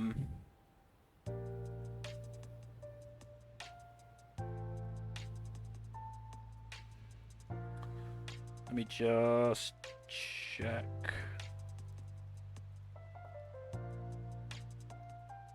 Yeah, it ended on another cliffhanger, which is part of the reason why I'm annoyed at having to wait so long. But we'll see what comes of it. Either way, Kageki Shojo's been more of the good stuff. I really enjoy Kageki Shojo. As I said, I just wish I didn't have to wait so long for it. Why does it have to be every 2 months? I know that means the chapters are longer, but still. I mean, to be fair, they're not... They're 40-odd pages, I think. Yeah. And even then, quite often the fucking volumes are having to add in side stories to make sure that the volumes aren't too short. They can release them, you know, relatively quickly. But yeah, Kageki Shojo, still good, enjoying it. Let's move on to Kagurabachi. So this started issue 42 in 2023 and is still going because it's only got like 15 chapters, 14 chapters. So yeah, this is the one that fucking got super hyped up. Blew up as a meme, yeah.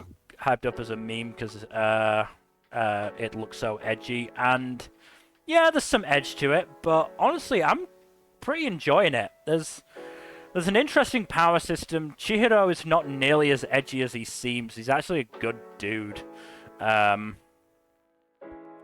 The villains are appropriately, like, fucking terrible. And there's a little girl getting erried, so... Oh, fun. That Chihiro now feels, like, super obligated to protect. So, yeah. Like, I genuinely think this is an enjoyable series.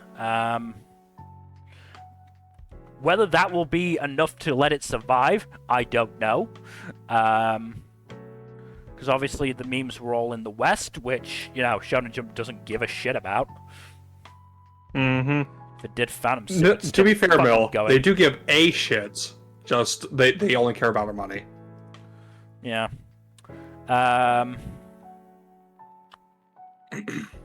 So, yeah, I mean, I don't have a huge amount to say about this because, yeah, 15 chapters. Or 14 chapters.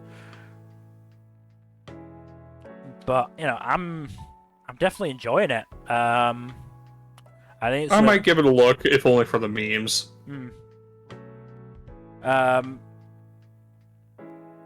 Like I said, the memes were...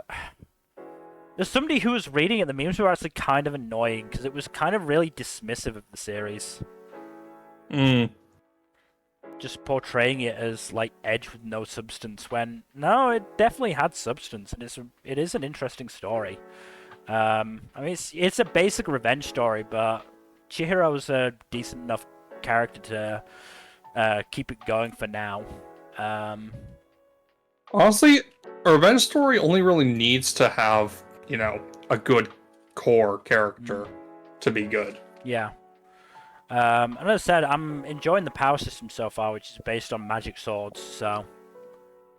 Though I think there is genuine magic as well, I think. Because, yeah, there are sorcerers, so there must be. So there's that interesting little wrinkle as well. But, yeah, let's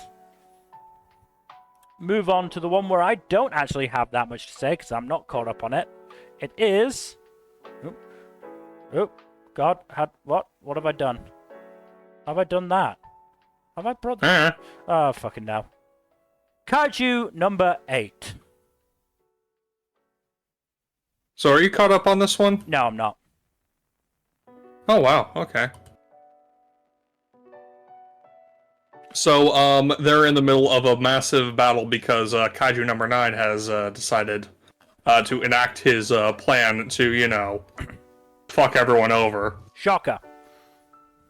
Yes, and so he summons a bunch of other number designation kaiju, and each of them gets a boss fight against one of the main characters. So, trying to remember who fights who. Kikaru fights one that's basically like an evil clone of her, and that's the only one of the kaiju that actually gets any characterization besides number 9. Alright.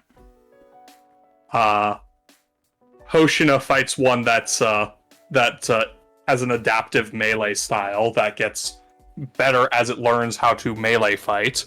So that's fun. Oh, and Hoshina also gets number 10 as kaiju armor. Okay. Which is pretty fucking cool, honestly. Let's see, who else fights one? Have we seen what happened to... Because the last I remember, or at least at the end of the big arc that I last remember, didn't number 9 take the corpse of main girl's dad? Oh yeah, Isao. Has he popped back up yet? Isao is dead, but yeah, Kaiju number 9 has popped back up. No, I was more meaning, like, I'm fairly sure the implication was he was going to do some bullshit to the body and it was going to come back. Oh yeah, no, he can now take the form of Isao. Oh, okay. Yeah. But yeah, Reno and Kikaru now have kaiju equipment. Cool. Kikaru has inherited her mom's, of course. Mm-hmm. And Reno got number 6. I think I remember that bit. Because it's the ice one. Yeah, that's the ice one. Yeah, I remember that. But yeah, let's see, there was another, right, another one of the kaiju has water-based abilities to specifically counter, the captain of the first unit, again, who had, you know... Yeah. Kinda does not have an ability to take advantage of that, or rather is countered by that. And and Mina takes on the teleporting kaiju, which unfortunately is a trap. And number 9 immediately takes the opportunity to gun for her, and it turns out that he wanted to assimilate her abilities all along. So that's fun. And the chapter is on a most recent chapter is a cliffhanger of him about to try to absorb her. And everyone else is preoccupied with a massive wave of kaiju that number 9 has summoned. Sounds fun. It is not fun. I have anxiety. Matsumoto, look what you did to that poor monkey. It has anxiety now. But yes, still the action sequences flow really smoothly. The manga, I just let chapters build up of this normally, just because the chapters go by so fast.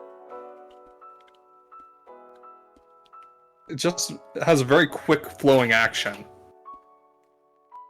But yeah, I need a damn resolution to this cliffhanger, but I'm not gonna get one for at least another week. What a shame. Yep. I mean, Kaiju number 8 is definitely on my catch-up list if I just go check. Where is it? Yeah. It's a little towards the bottom, unfortunately. Not quite at the bottom, but and to be fair, I can now cross off some of those because, you know, I've caught up for them for this stream. But, yeah, I still got 1, 2, 3, 4, 5, 6 series to go before I hit Kaiju number 8, and one of them is Hunter. What are the other ones you have to catch up on? Twin Star Exorcists, which I probably will read in its entirety. My Hero, which I probably won't. Elusive Samurai, which I probably am. Beastars, which I might. Hunter x Hunter, which I am. Bloom Into You, which I am, and then Kaiju number 8. You really do not need to read the entirety of Hunter x Hunter. Yeah, but I want to. It's been a while since I have. And I want to see, because, look, obviously my tastes and my standards have changed as I've gone along and I've read more stuff. So I want to see if I actually still feel the same way about Hunter x Hunter. Because, you know, back when I did my top 10 manga and anime series list, I had Hunter x Hunter at second. So I want to see if I still feel that way. You know, maybe I won't. I don't know. But I just, you know, I want to see it. I've got vast majority of the manga physically anyway, so why not? God damn. Anyway, is there anything more for Kaiju number 8? Not that I can think of off the top of my head. I mean, each of the individual fights had character development for the individual fighters, which is nice. Yeah. But, like, yeah. It's good action stuff. I am in need of more. Being with the brawls. Let's move on then to Keep Your Hands Off Eizouken. So we are into past anime material now. I don't really remember what I discussed last year. But the 2 volumes that I've got, because there's another one that doesn't come out very often, because I think this is monthly as well, or this is monthly, are very good. Volume 4 in particular, I remember having some stuff that I genuinely was like, I've really fucking loved, because,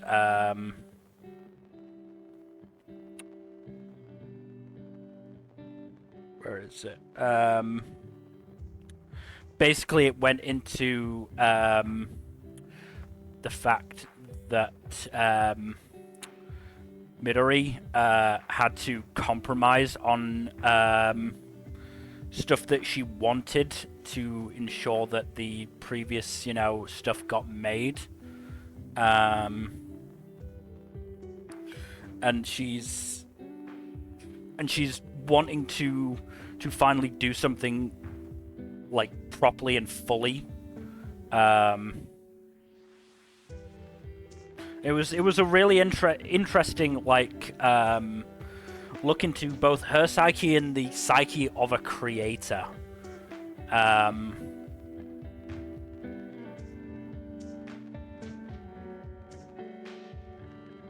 So yeah, I mean, they've been moving forward on their latest project. Did they get through another project? I can't remember. They at the very least planned for another one. I can't remember exactly if they actually finished it or not.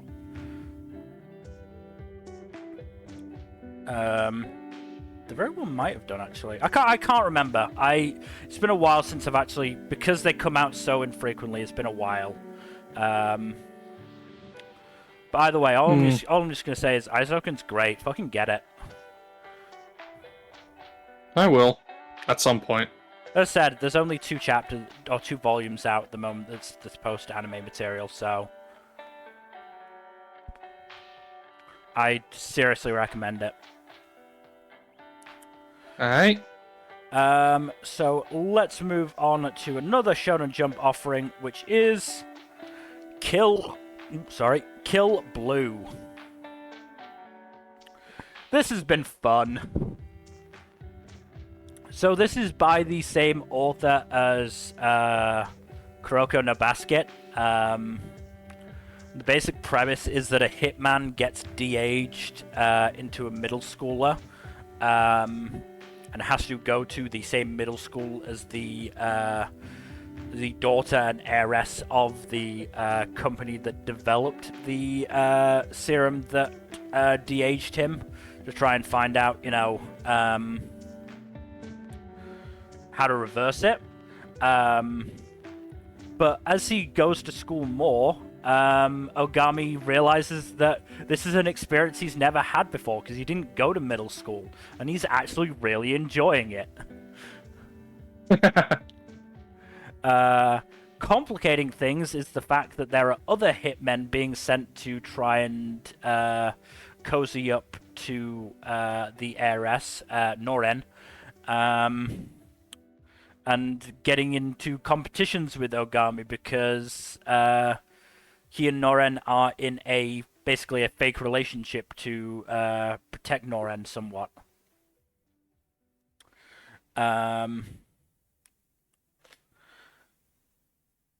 Also not helping things is that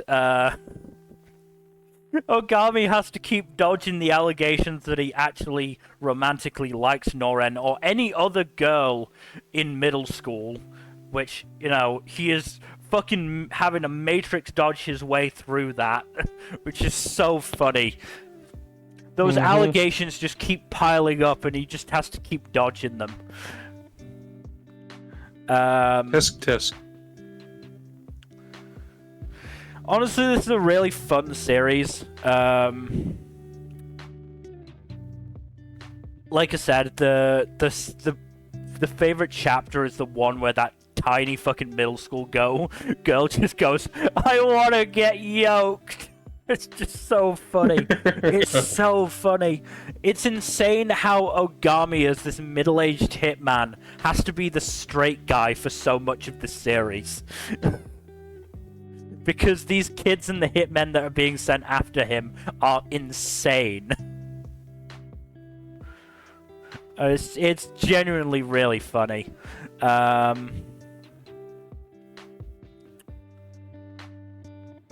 The current arc is a bit of a weird one, because it's focused around a regular girl who apparently has not just two personalities, but two different body types based on the personality that's at the forefront.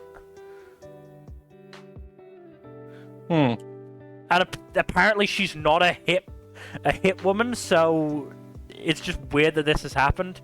But it's still been pretty good.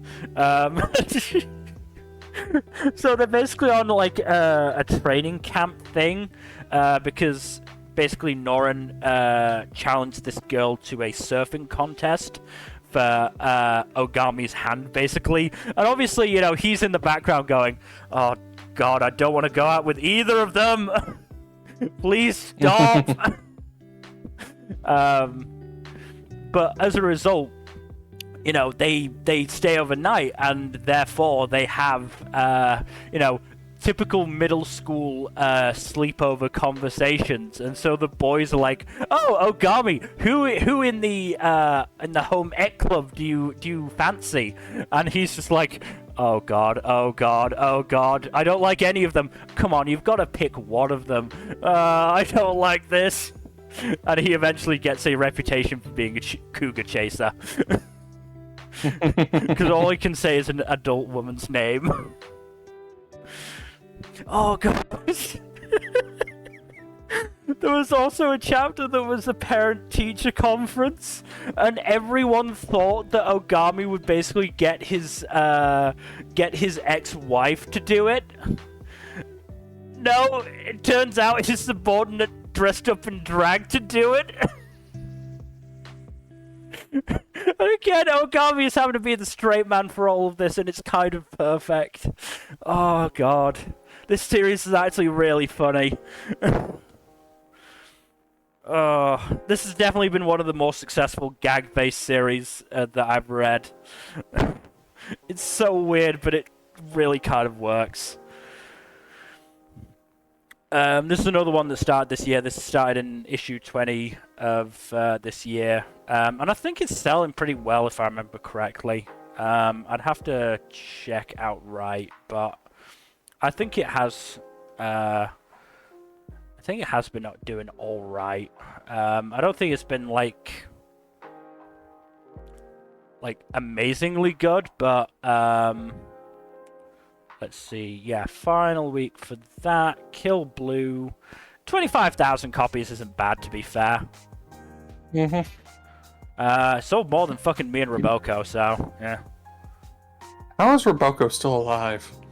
It's a gag manga. It doesn't need to do well. Huh. I mean, of the series that are still going that I haven't read, Sakamoto Days is doing really fucking well. It's been selling over 100,000 copies, so... And that's... I read a few chapters of Sakamoto Days. It's pretty fun from what I've read. Yeah, I might give it a try at some point. We'll see. Maybe after I've done my current catch-up. Sounds like it might be in a similar vein to this as well. So, we'll see. Let's move on, though, to our next series. It's another pretty new one, because it is MamaYuyu. So this one started issue 41, so there aren't many chapters out of it yet. 15 chapters that started in the same batch as Kagurabachi. It's a pretty interesting one, because there's a lot of... the basic premise is that every world has a hero and a demon lord. And some worlds have the hero and demon lord getting on with each other. So in the main world, the hero Collio is actually the adopted son of the demon lord.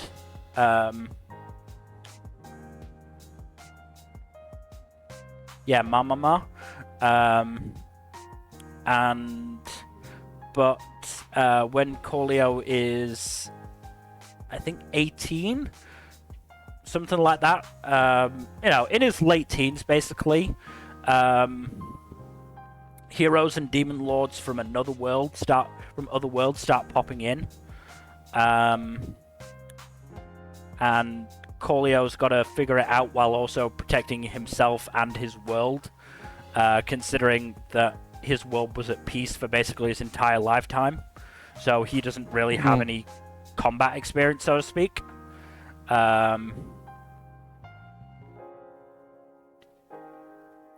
Yeah, I mean, this is interesting. Some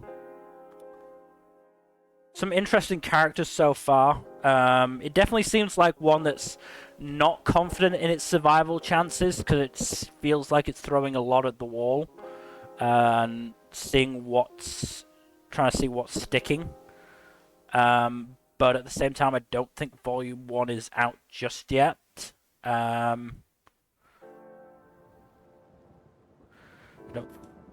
Let's see if it'll tell me that. List. Nope. It'll probably be January, I'd imagine, but we will see. It's probably not my favorite of the new series, but it's decent. Like I said, I don't know if the author has any hopes for its survival, and that sort of is influencing my hopes for its survival. This feels like the one that's probably gonna die. Honestly, out of the three that started at the same time, MamaYuyu, Kagurabachi, and 2 on Ice, Kagurabachi is probably the one most likely to survive. I would take a guess. But let's move swiftly on to, mentioned it earlier in the stream, Martial Master Asumi. So I was really looking forward to this series because it's about MMA and it's by the Hinamaru Sumo author. And while I haven't managed to read the Hinamaru Sumo manga because it's fucking hard to find, even fucking, well, I started reading Yo-Ho-Ho versions of it, but past a certain point, the translation and the typesetting gets not great. Actually, no, it was not great from the start. It's just that I was able to read the first, like, 6 chapters on Manga Plus. But then they don't have any chapters after that for some reason. So, fuck Manga Plus for that. But yeah, this has been a good series. If you like buff boys and girls, this is definitely a series to read. Because that's the other thing. It's not just been focusing on Asumi's road to becoming a pro MMA fighter, so he can fight his kind of a dick brother. So it's also been focusing on Nao, who is the daughter of the gym owner that Asumi goes to. And her trying to, or her joining the pro fighter ladder, and trying to fight the woman who broke her arm and put her on the shelf for like ages. Interestingly enough, that girl is the daughter of a character from Hinamaru Sumo, so it's in the same world. Oh. That was a really cool bit when that guy reappeared. Like I was definitely hyped for that. Unfortunately, this is another one that doesn't seem to be doing amazingly, if I remember correctly. Like there's definitely some average rank is 12.69. Nice. So it's not terrible. Damn, I forgot something I wanted to mention for Akane-Banashi. Do I mention it now, or do I wait until the end? Just wait until the end. I'll try and remember at the end. I'll actually say it now before you forget. Yeah, so I will just do that. So, the interesting thing about Akane-Banashi is it's got a fuck ton of color pages. Like, every, 2 to 4 chapters, it is getting color pages. So it's getting an anime adaptation is what you're saying. Almost certainly. We already have anime adaptations announced for Elusive Samurai and Blue Box. Yeah, so. they would be insane not to do an anime adaptation for this. But just, so 1, 2, 3, 4, 5, 6, 7, 8, 9, 10, 11, 12, 13, 14, 15, 16, 17... 18, 19, 20, 21, 22, 23, 24, 25, 26, 27, 28, 29 color pages in 91 chapters. Which I'm fairly sure is the most out of any series in the magazine right now from their first 90-odd chapters. Like, Shonen Jump is impressive. Shonen Jump is behind this series. Not to mention I'm the fact shocked. I mentioned this last stream. It got a recommendation from Oda in the first volume. It got a recommendation from Hideaki Anno in the second volume. It's when they've been doing voiced comic videos on YouTube. They've had Kappe Yamaguchi and his daughter doing Shinta and Akane. Kappe Yamaguchi being the voice actor for Usopp, specifically. Huh. And both he and his daughter are Rakugoka. So that adds an extra twist to it, which is really cool. Mm-hmm. So yeah, this is a series that I love, and I'm glad Shonen Jump is behind it. I'm just gonna move on to the next series instead of go back to Martial Master Asumi, because it'll be more neat that way in terms of doing the time codes for the YouTube upload. I didn't have much more to say about Asumi anyway. I like it, but I fear it's facing the axe at some point. So moving on to... It's another big one. It's another one nearing its end. It is My Hero Academia. Oh boy. So have you been catching up on the manga weekly, or have you just fallen behind? No, I'm completely behind on this. So they're in the middle of the final war right now, and had a lot of big fights in which the villains have slowly been dwindled down. So they had the Todoroki family. Yeah, finally, I know Darby and Toga are down, aren't they? Yeah, they're both down. Toga is maybe dead? Possibly? I hope not. It would be really weird if Dobby somehow survived and Toga didn't. But yes, and then All Might went full Iron Man and fought All for One, which was pretty fucking metal. I heard about that, yeah. And now we're on the final battle of... the final phases of the fight, in which the most of the other main villains have been taken care of, and it's mostly just fodder villains left. And Bakugo is currently not dead and is fighting All for One. Shocker. I know. Meanwhile, Deku is still fighting 1v1 against Shig for All. Or Shig for One. Who is mostly just back to being Shiggy again. So yes, obviously I don't know specifics. I know honestly most of what you said just through osmosis and people complaining about it. Yeah, the pacing has been so fucking cracked. But this is another one that faces from what I've heard, another one that faces the same issue as Jujutsu Kaisen of these fucking antagonists too strong. It's taking too much to beat them. There's that, and also just the issue of, like... Yeah. Like, they took a lot to beat down most of the villains, and, yeah. They are finally going down, though, which is good. It's just, like, the pacing has been so fucked. I'd hope so in the final arc. Yeah. The pacing has been fucked just because... A lot of the chapters have been really fucking short, and B, there's been a lot of chapters dedicated to each individual fight. Some of them have been paced better than others. The Uraraka Toga fight was really good, and the Dobby fight lasted for fucking ever. I think Horikoshi is really starting to feel the effects of the weekly grind. Oh yeah, no. I don't blame him for taking, like, a sabbatical from all manga authorship after this.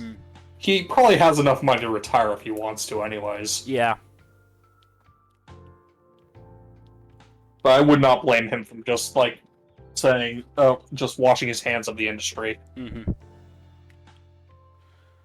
Yes, I mean, while we're on Shonen Jump, I just want to point something else out. So, there's a website called Jajanken, which basically keeps track of the table of content rankings in Shonen Jump. Yeah. Do you want to take a guess at what the top 5 average rankings or average ranking manga were in 2023? I'm gonna guess One Piece and Jujutsu Kaisen were in there. Yes. Do you want to take a guess at their positions? One Piece was the highest. Correct. Jujutsu Kaisen was either second or third. Third. Was Hero Aka second then? No. Hero Aka is in the top 5, but it was 5th. What were 2 and 4 then? 2 was Sakamoto Days, 4 was Blue Box. Damn. And, well, I imagine Sakamoto Days will get an anime adaptation announced then. And I'm guessing so. One Piece did go on a hiatus this year, didn't it? For like a month or two. It did. Yeah. Yeah, about a month. I'm fairly sure or to get laser surgery. Yeah, in that period, Sakamoto Days was the top-ranked manga. Huh. With Kill Blue taking place at 5th, which is interesting. Good for Kill Blue. Yeah. Oh, Akane-Banashi was in the top 5 at one point as well. Cool. I'm glad. Neat.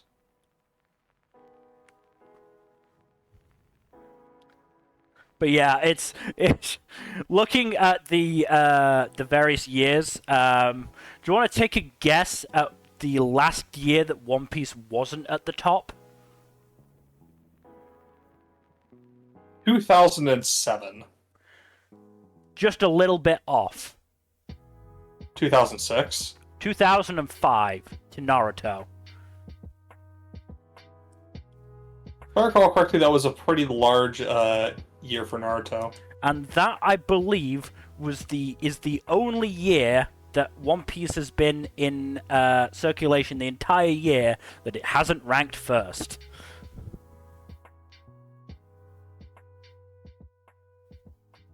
Oh. Every other year it has been first.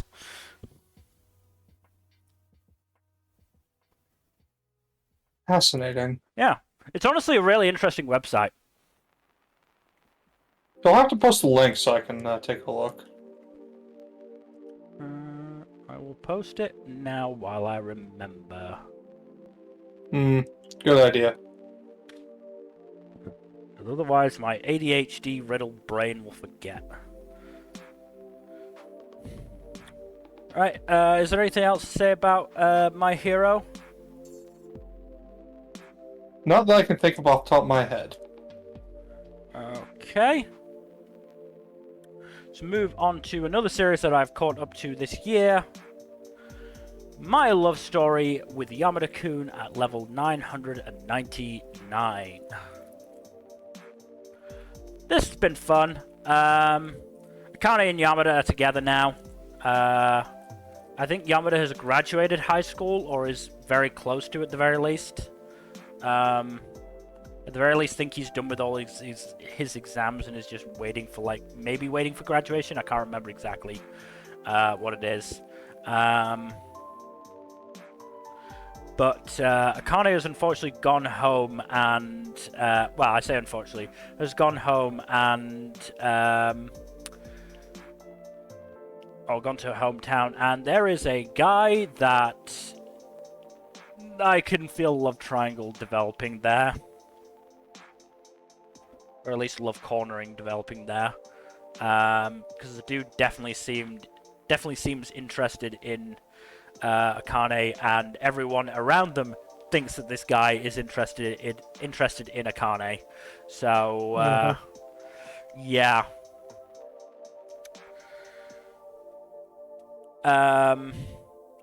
Yeah, I don't have a huge amount to say about this because there hasn't been, like, there wasn't that much past the there wasn't a huge amount past the anime from what I remember.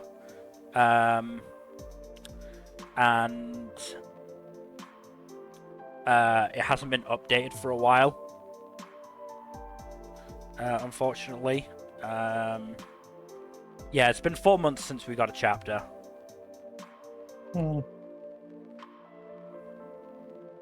So, yeah.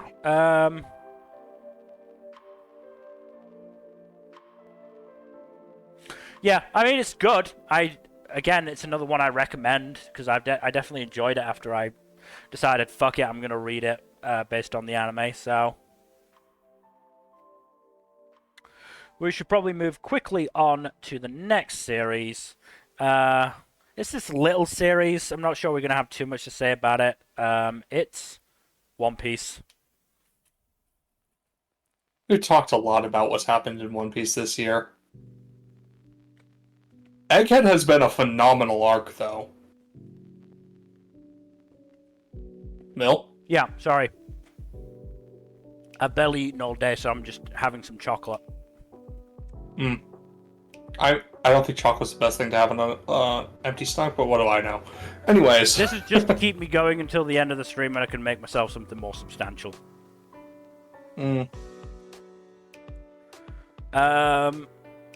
So I think the first chapter that we would cover was 1069. Nice. Yeah. Yes, I believe so. Which was that the reveal of the Seraphim? I think so, yeah. Because I think that was Sentomaru coming back. Yeah. So that was cool. We got the whole thing with what happens at when you fuck around and find out with Shanks. Yeah. Oh, kid. You fortunate bastard. He might not be dead, but he's certainly out of the picture for the time being.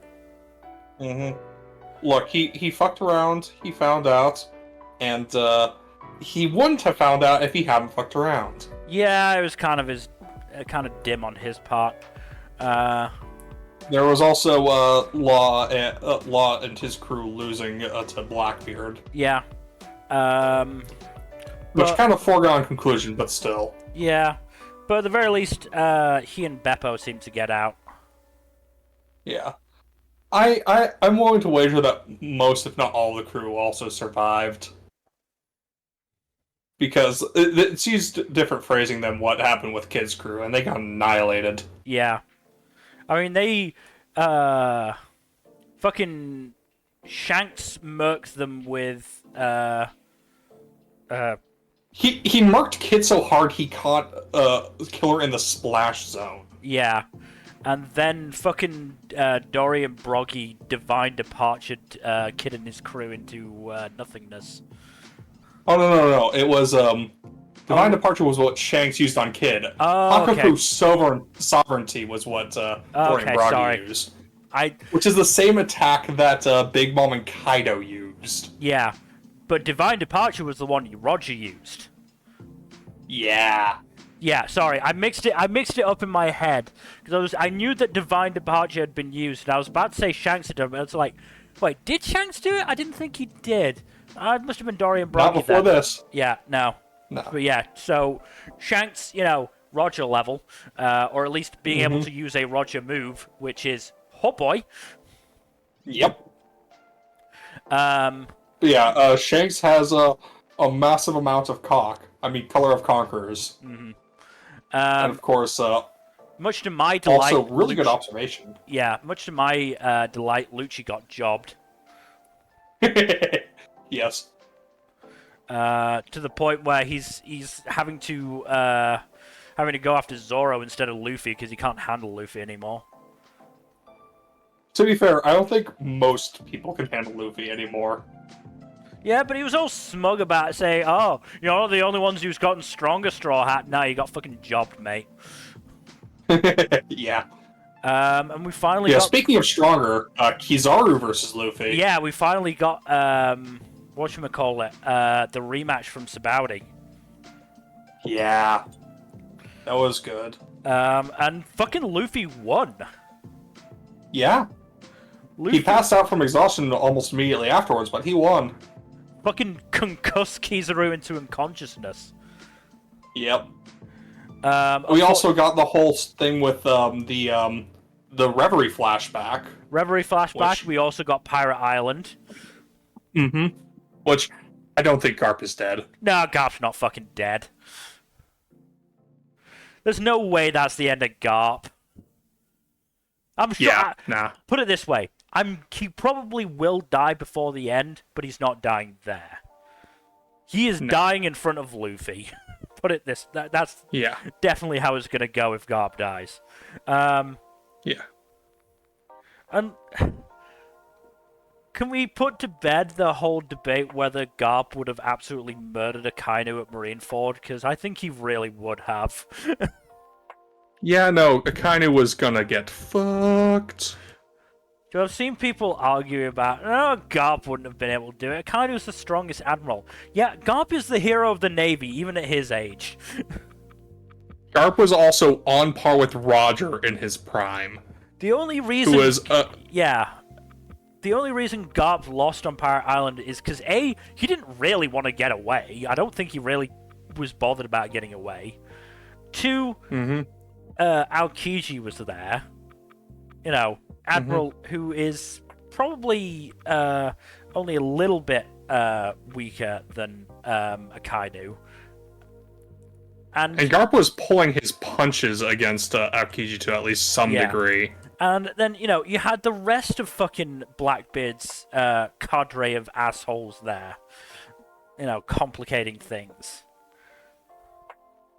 So, of course, Garp's not going to be able to go completely all out in that fight. And but one-on-one, I'm betting on Garp against most people.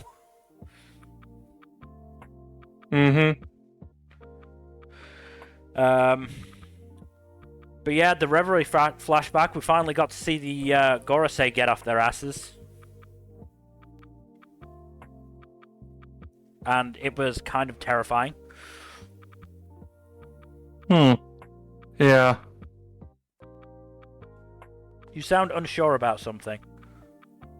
Yeah, the Reverie flashback was fucking nuts.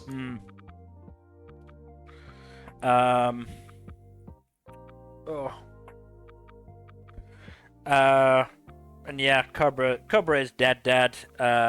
Vivi escaped with fucking Warpole of all people and Morgans.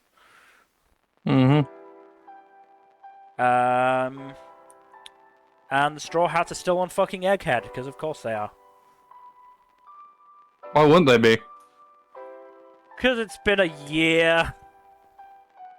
I know we've only actually gotten like 30 chapters this year because of the hiatus, but still.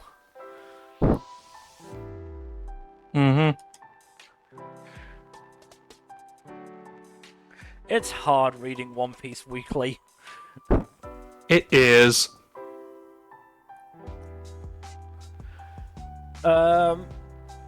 Is there anything else you want to bring up?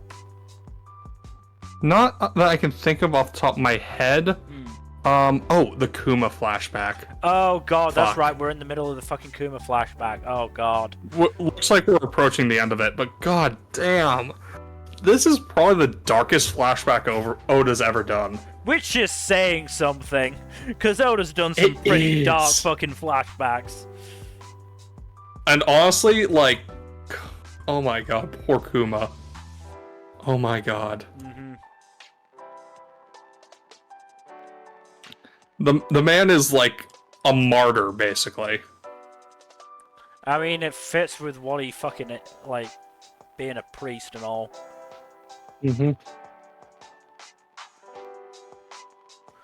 But, yeah, the Kuma flashbacks have been rough.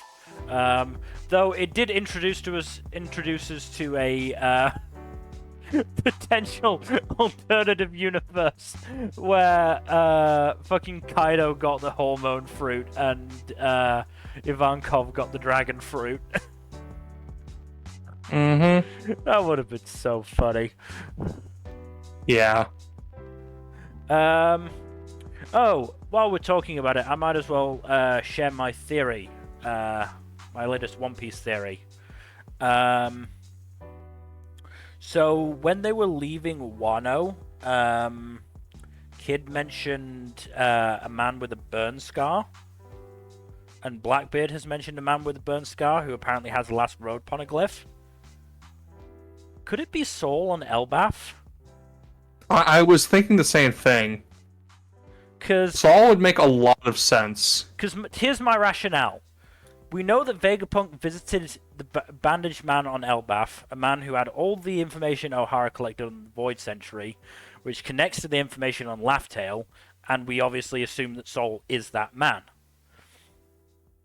The Fishman Island poneglyph went missing sometime between 2 years ago and Roger finding it, which would be within the time frame of Saul's activities post-Buster Call. Finally, Kid, the one who was specifically looking for the man with the burn scars, ended up at Elbaf. And who did he find but Shanks, who has now stated that he's going after the One Piece in earnest.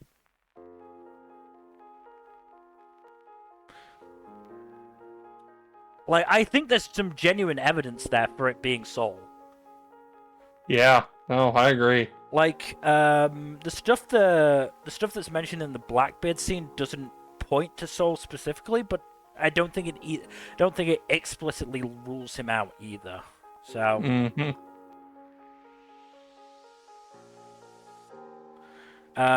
Yeah, it's going to be interesting to see how that goes. I still think we've got several years of One Piece left. Yeah. Let's move on. We're getting at least 5 more years. Yeah, no. And we're also getting a new fucking anime somehow. If it's AI generated, I swear to Christ, I will throw hands with somebody. Yeah, that's gonna suck if it is. I hope not. Yeah.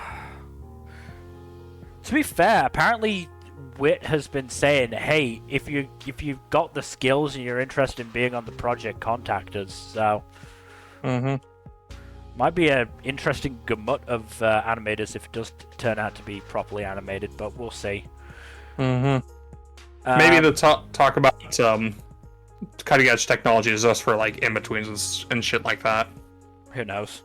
Or compositing. Yeah. Anyway, moving on to our next series, which is One Punch Man. I'll end it in one punch, man.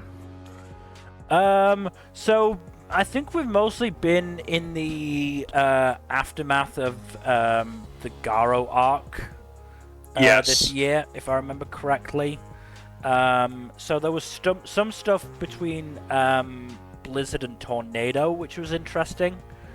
And Tornado nearly killing the Blizzard bunch.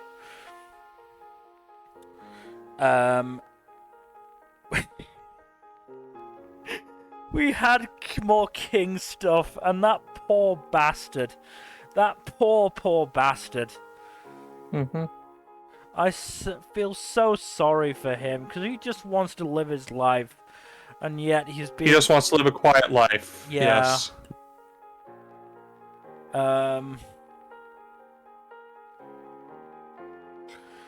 And currently, I think we're in ninja territory, because we've got we've got Sonic and Flashy Flash. They were gonna duel each other. Now they're teaming up together. Gonna be a ninja fight.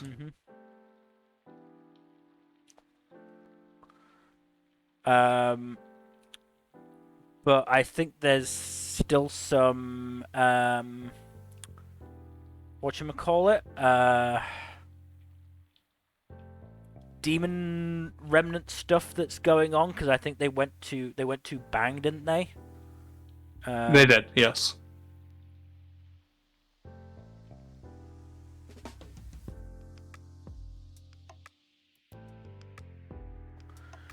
Yeah, they went to Bang. No, not Bang. Blast. Blast, that's right. Yeah, Bang. King went to Bang, and had his whole thing. Yep. That he did. Maybe praise. But yeah, there's not much else to discuss. There's not a huge amount, because it comes out semi-inconsistently as well. Oh well. Yeah. So let's just move on to... It's another manga that unfortunately got axed this year, and it's one I enjoyed. Sextuple P. So this almost certainly got axed, issue 13 this year. I'll be right back. It was sad, but very much got impression that Makoto either knew it was coming soon, wanted to end it themselves, or didn't really know what to do after the 4v4 and Lucky's mum dying. Because the stuff after that was really weird. And like slow as fuck, and if there was any like doubt whether it was gonna get axed, that material post that big moment did not do it any favors.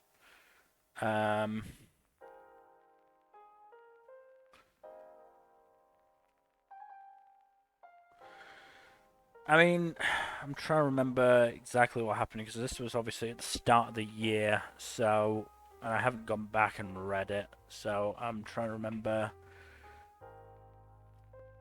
exactly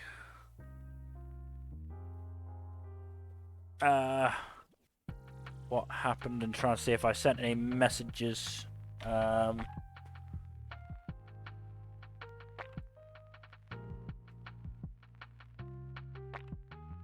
Oh yeah, I remember being fucking annoyed that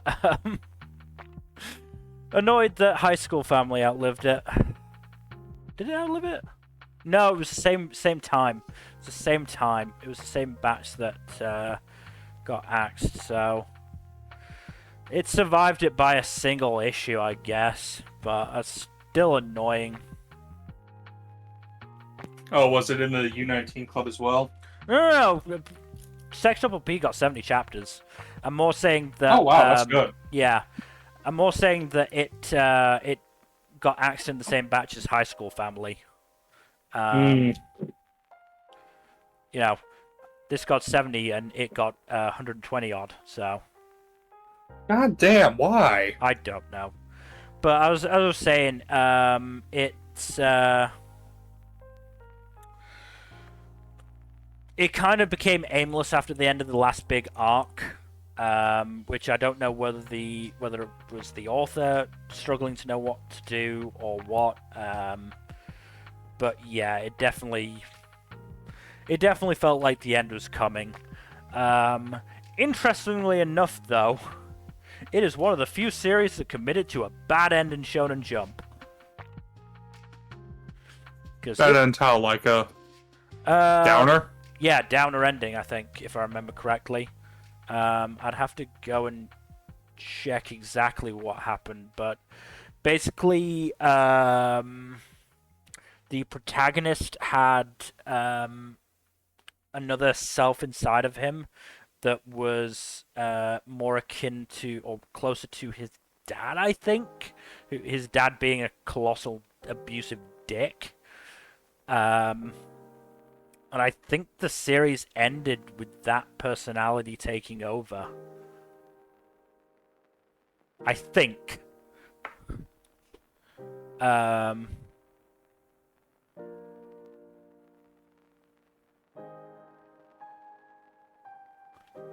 Yeah.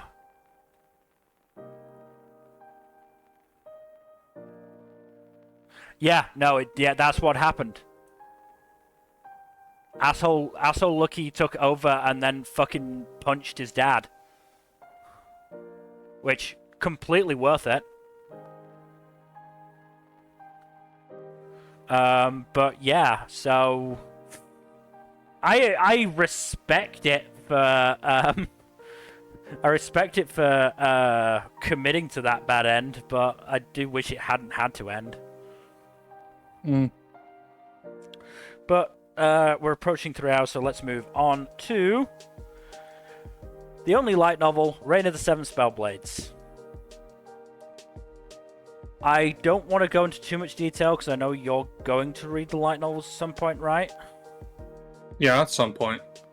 And I've already talked about it.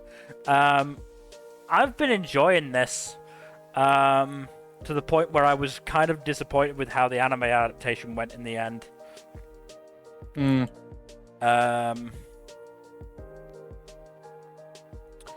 But yeah, there's been some really interesting stuff going on. It's been progressing well. I've gotten a couple of spoilers for the next volume that I wish I hadn't, and I kind of hate my brain for this, but when I see shit like that, for some reason, my brain retains it. Not fun. Like, I will forget, you know... For example, I likely would have forgotten that I was going to send you the link to Jarjan Ken at the end of the stream. Yet I can remember a thing I saw very briefly for like 2 seconds before clicking off. Because my brain hates me sometimes. Yeah,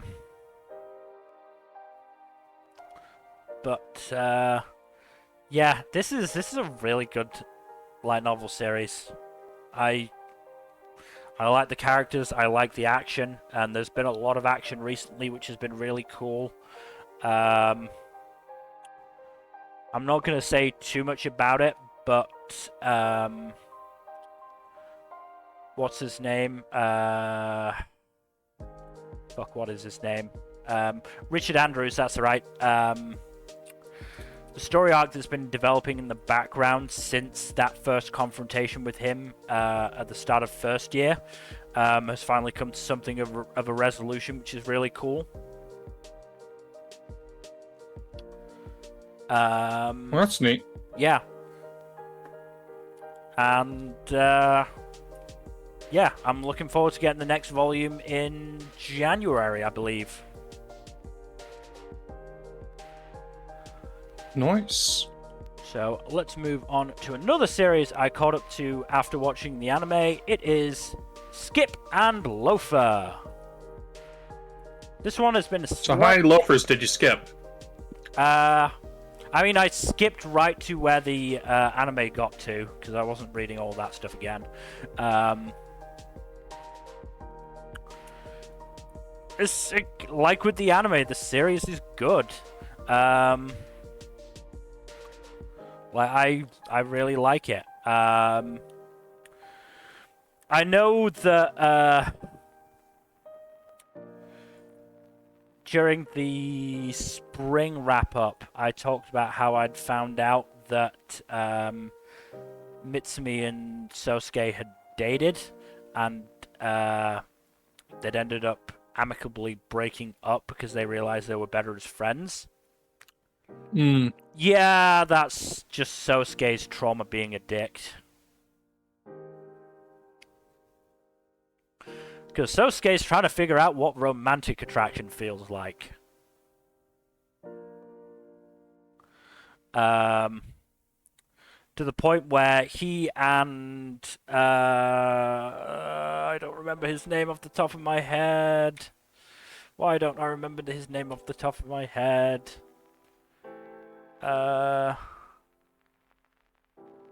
Mukai, that's his name, Mukai. I knew it started with an M. Mukai. He and Mukai had this big discussion about it when they were... Because everyone in their friend group, bar Yamada, went to Mitsumi's hometown for a trip. And while there... Sosuke has been desperately trying to figure out his feelings for Mitsumi. We've also had Mika, who's confessed to Sosuke, though obviously was turned down, and knew she was going to get turned down. She just did it so that she would be able to start moving on, basically. And Mika's now got an interesting brain trust of Nao and Mukai. Because I think we saw a little bit in the anime of Nao starting to get to know Mika and help her. And Mukai got dragged into it after I think he overheard her confession to Sosuke. I think that's what happened. You definitely overheard it. I'm just not sure if that was the start of the brain trusting. But, oh, and Yamada's got a girlfriend. Oh, nice. Good for him. I'm glad for him. Oh, and Takamine is now full student council president. Good for her. Yeah. Yeah, it's a good series. Really enjoying it. Let's move on then to Spy Family. This year's had some good stuff. Have we had any real sort of arcs, or has it mostly been sort of story of the week? There's been some slice of life stuff, but there was also the Red Circus arc. What was the Red Circus arc again? The bus hijacking. Oh, the bus hijacking! Oh yeah, that was great. The bus hijacking was fucking stupendous. Oh god, Anya's so fantastic. Mm-hmm.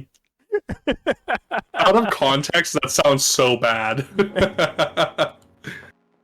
Oh god, like basically what happened was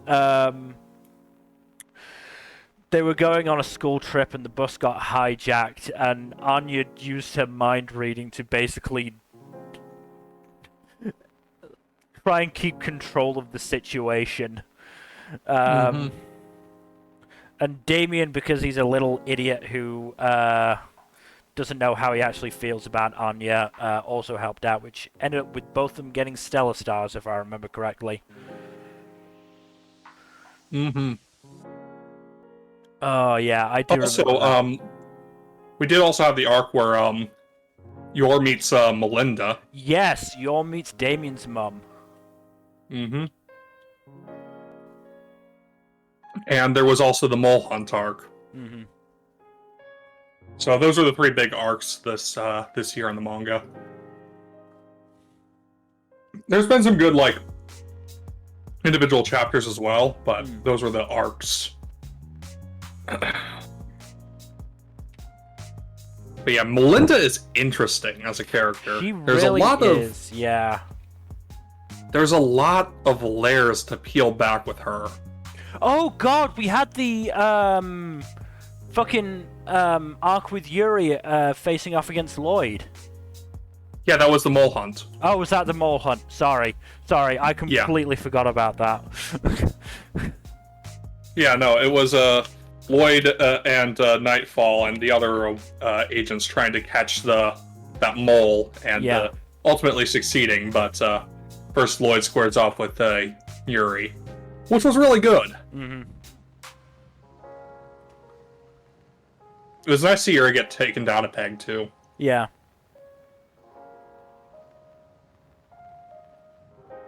And there was also the bit with standalone chapter with Yuri's coworker, I think it was Chloe. It was really neat.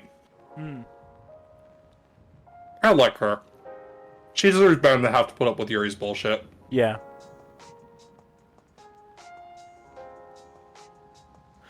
Yeah. Has there been much progress in terms of Lloyd and Yor's relationship that you remember? Not that much. It's mostly been focusing on other stuff, but it has been developing like the overall plot. Mm-hmm.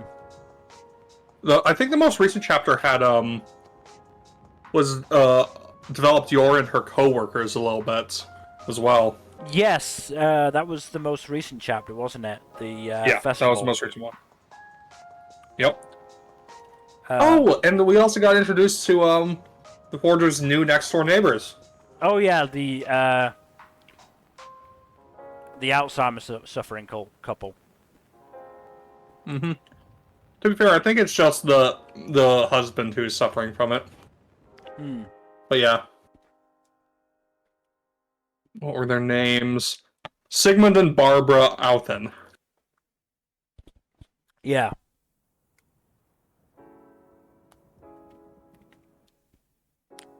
No, not been bad stuff from Spy Family this year. Mm-hmm. 3 really good arcs and several good standalone chapters. Mm-hmm. Probably won't get those adapted until like season 3 or so. Probably not now. And I imagine if Wit is working on One Piece, we probably won't get a new season of Spy Family for quite a while. I mean, there's also just the chapters. Yeah. Like, the anime is starting to catch up to the manga pretty thoroughly. Side effect of it being bi-weekly, or twice a month at the very least. Because the anime just finished with the boat arc. And the next arc is probably going to be what kicks off the next season. And that's focused on Lloyd. Ooh, yeah, the flashback arc. That's going to be good. That's a good arc. Yeah. Right. Damn, we have, like, several banger arcs back to back. Spy Family's a really good series. Not wrong. Right. But yeah, we should move on to... Yeah, I think it's the last act series on the list, which is Tenmaku Cinema. This was an unfortunate one. I was quite enjoying this one. And it was by the same author duo as Food Wars. Oh wow. Very different yeah. focus then. And there wasn't much fan service at all as well, interestingly. Nice. But you'll love to see when they have range. Yeah, unfortunately, it started in issue 19 of 2023 and ended in issue 41. At least it lasted a bit longer than the U19 Club. Yeah, I think that's 21 chapters. 21 or 22, yeah. I think it was 21. Yeah, it was kind of a shame because, 21 chapters. Because it was interesting seeing this kid work together with friends and this actress to create a short film. And thankfully that did leave somewhat of a nice stopping point, so it didn't feel too abrupt when it did get axed, but it's still a shame because it was going into some detail about filmmaking, so it was interesting on that front. But that's another one I'm fairly sure was quite unpopular in Japan, unfortunately. So, what are you gonna do?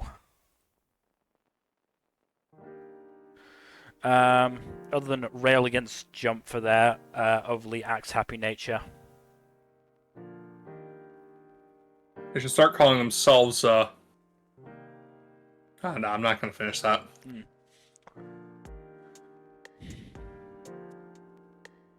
I mean, we could start calling them the French because they really love to behead people.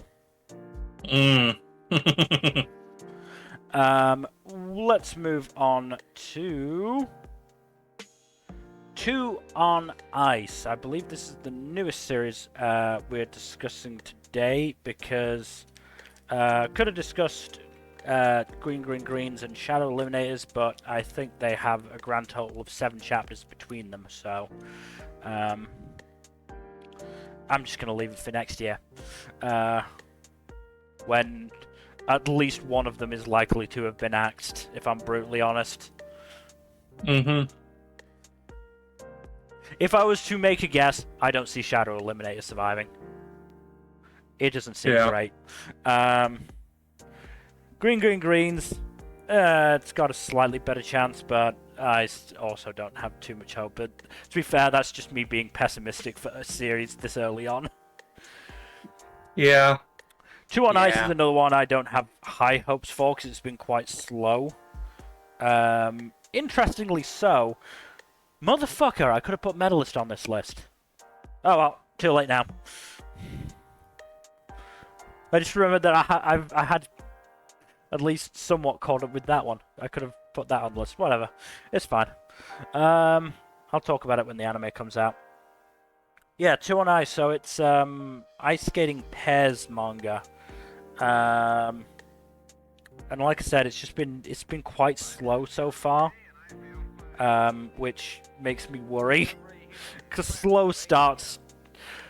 There is a definite, like, sweet spot you need to hit between going too slow and not getting people interested enough early on, and going so fast that you're just chucking everything at the wall and it's clear that you're panicking and therefore nobody gets interested because they think the series is going to end.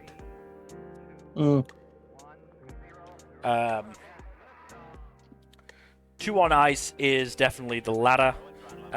It had a fucking prologue for like the first 10, 11 chapters, which ballsy, I guess, but like I said, it's left me worrying. In terms of the actual plot, plot and characters are pretty interesting. I do like the dynamic between the main couple. And I think it's only going to get more interesting as they go. It did have a couple of good gags in the last couple of chapters because what are their names? I don't remember their names. I've got too many names in my head. Yeah, Hayama and Kisara got really awkward with each other when they had to actually do any of the ice skating routines that required them to hold each other because they're middle schoolers, I think. So their coaches introduced them to a skating pair who were in a relationship but have now broken up, and the dude is clearly not over it. Oof. In a funny way, though. Like sad sack way. Like the last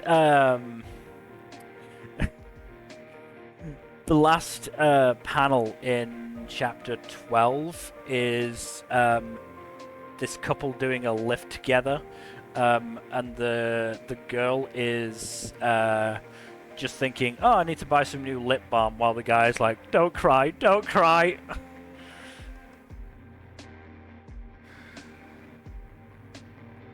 But yeah, I mean, it's decent, and I'm enjoying it. I just, like I said, I just worry at this stage. I tend to worry until a series gets past 30 chapters, and even then, we've seen that axes can still drop. But if a series hits 30 chapters, then generally you can start thinking that it's a little bit safer. So if and until this reaches 30 chapters, I'm gonna worry about this series.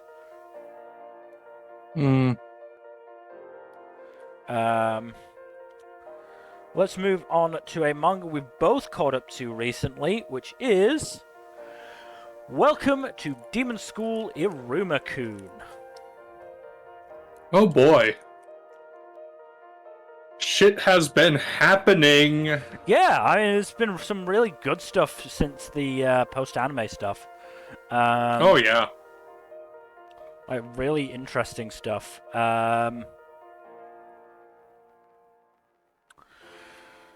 So we've got we're now into the second year for the Misfit class, and so now they're senpais, and they had to protect their kohais against the teachers who wanted to take the Misfits down a peg.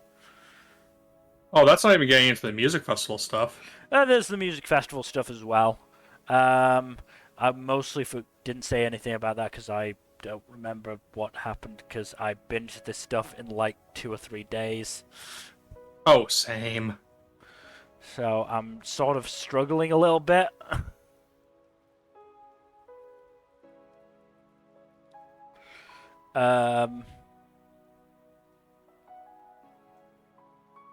It's a lot.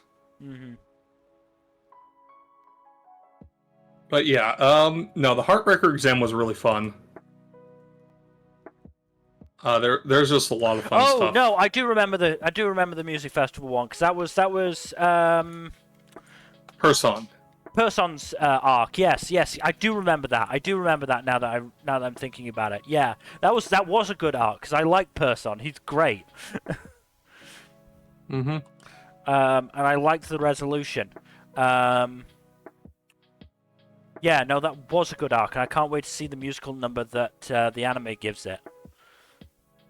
Ian, I wonder when they're going to be doing the next season of the anime, because there hasn't been any announcements to my knowledge.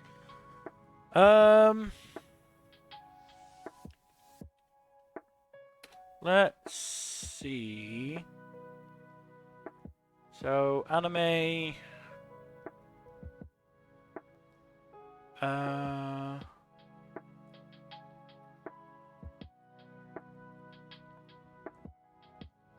So I think so the first season ended March 2020. And the second season was announced, I think, December 2020? Mm-hmm. That tracks. To be fair, the third season was announced right away, so... Maybe they just wanted to take their time with the material. Maybe. Maybe they just want to give the staff a chance to do something else for a little bit, and then they'll come back to it. Hmm.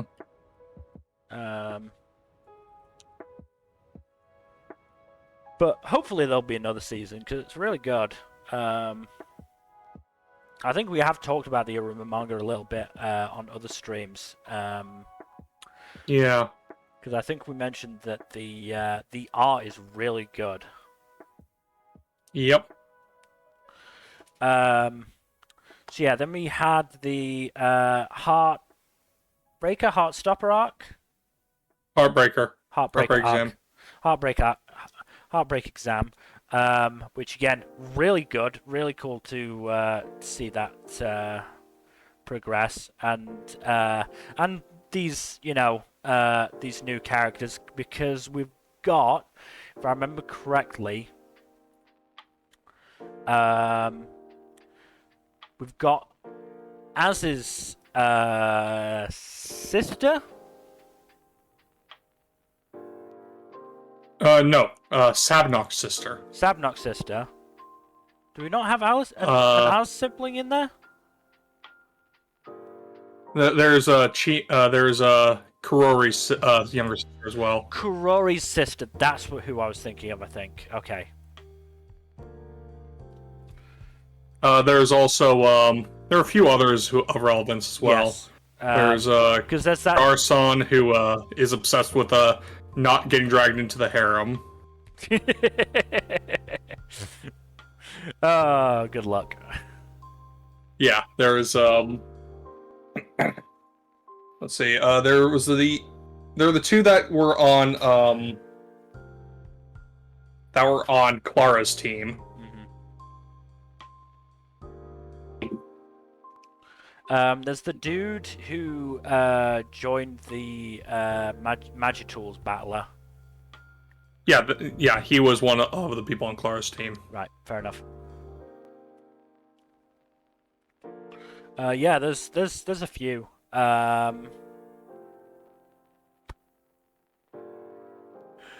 sorry. I'm just on the wiki There's for too many to go over. Yeah, there's too many to go over and remember.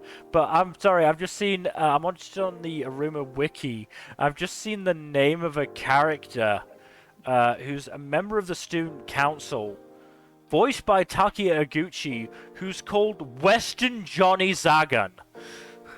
Oh my god. What the fuck?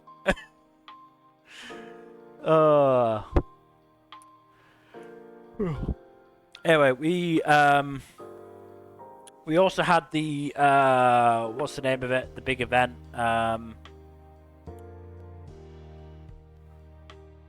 What was the There name? were a few. Like the ball. Oh, the Diviculum, I think Diviculum, yeah, the Diviculum, which was really interesting. Not least because the first one we see was had some very good ship teas with Iruma and Amari. Yeah. But then there was it the same one where the 2 new people got added to the council? No, it was a later one. Later one, okay. Yeah, that was the 13's dinner, I think. 13's dinner, that's right. Diviculum, then 13's dinner. Which happens after the Evidol games. Yeah. Oh, the Evidol games. This is going to be so fucking funny. Oh, yeah. There are a lot of small arcs in the manga. Yeah. But yeah, so we had the 13's dinner, which was really interesting and is hinting more at the assholes' greater plan. Mm-hmm. And that was when Kalego basically figured out that Iruma is human. Mm-hmm. Which was... Are we talking about the big masquerade ball or just the first dinner? Masquerade ball, I think. Yeah, that's the second thing. Yeah, the second one.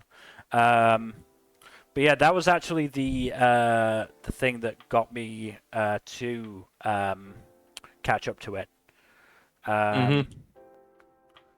Because I basically saw that panel and was like, okay, that's cool. I want to see what happens with this. And turns out Kalego just accepted it. Because he's a cool dude. Unlike his dickhead brother, yeah. Yeah, that doesn't seem like it's going to end well. Mm-hmm. And then we got a mini beach arc where they were attacked by krakens. Yep. And that's where we meet the remaining new member of the 13 Crowns. Who I'm still not sure how to feel about. Yes. I do like Bachiko getting that membership, though. Yeah, I'm glad. But I'm not sure how to feel. That guy seemed like he liked Iruma, but he was also felt kind of shady. So I guess that's something we're gonna have to find out later on. And then the last couple of chapters we've had, Amri's dad seemed like he was finally willing to accept Iruma, and then no.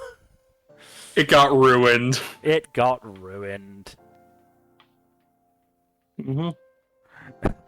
Yeah, the source of all evil Iruma over just a picture of him smiling.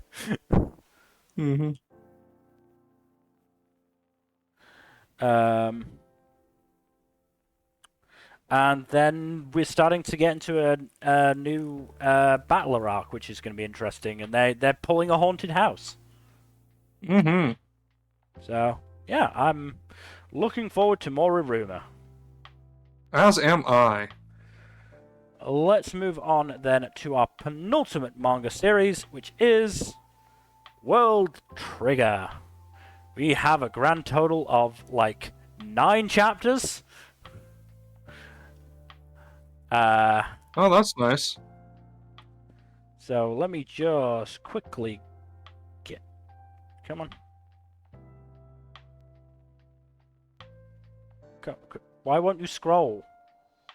God damn it. I hate technology sometimes. Don't we all? There it is. There it is. So, yes, last time out,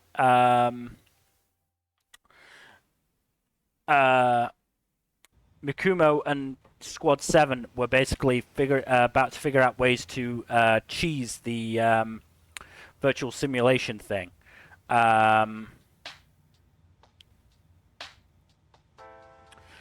And cheese it they did, and they actually managed to come out as one of the winners of the final day of these virtual matches. which was really good. Unfortunately, Chika struggled, which created some tension within their team because Ama thought that Ninomiya should have done something about it, and Ninomiya was like, well, if you thought something should have been done, why the fuck didn't you do something about it? Which, fair. But that eventually came to a little flashback to Hatahara and Ninomiya revealing to Ama about Hatahara, which was interesting. And now we're on to a new segment of this trial, which involves creating Treon soldiers of their own, like designing them. And I'm certain that both Osamu and Yuma have ways they are going to abuse this maliciously, which is going to be very fun. This arc has obviously been slow because it's been monthly and because we haven't always... Because, yeah, 1, 2, 3, 4, 5, 6, 7, 8, 9, 10 chapters. 10 chapters this year. It's unfortunate, but it's just the way things go, and I'm still enjoying myself enough to with the series because the character work is still so good. And I can only hope that Ashihara's health improves. But let's move on to our final series, Som 100 Bucket List of the Dead. Man, there's been some really good stuff in this. Like, the volume, so there have been 3 new traveling companions amongst the group. And the first one they add is a robot butler who has a lamb head.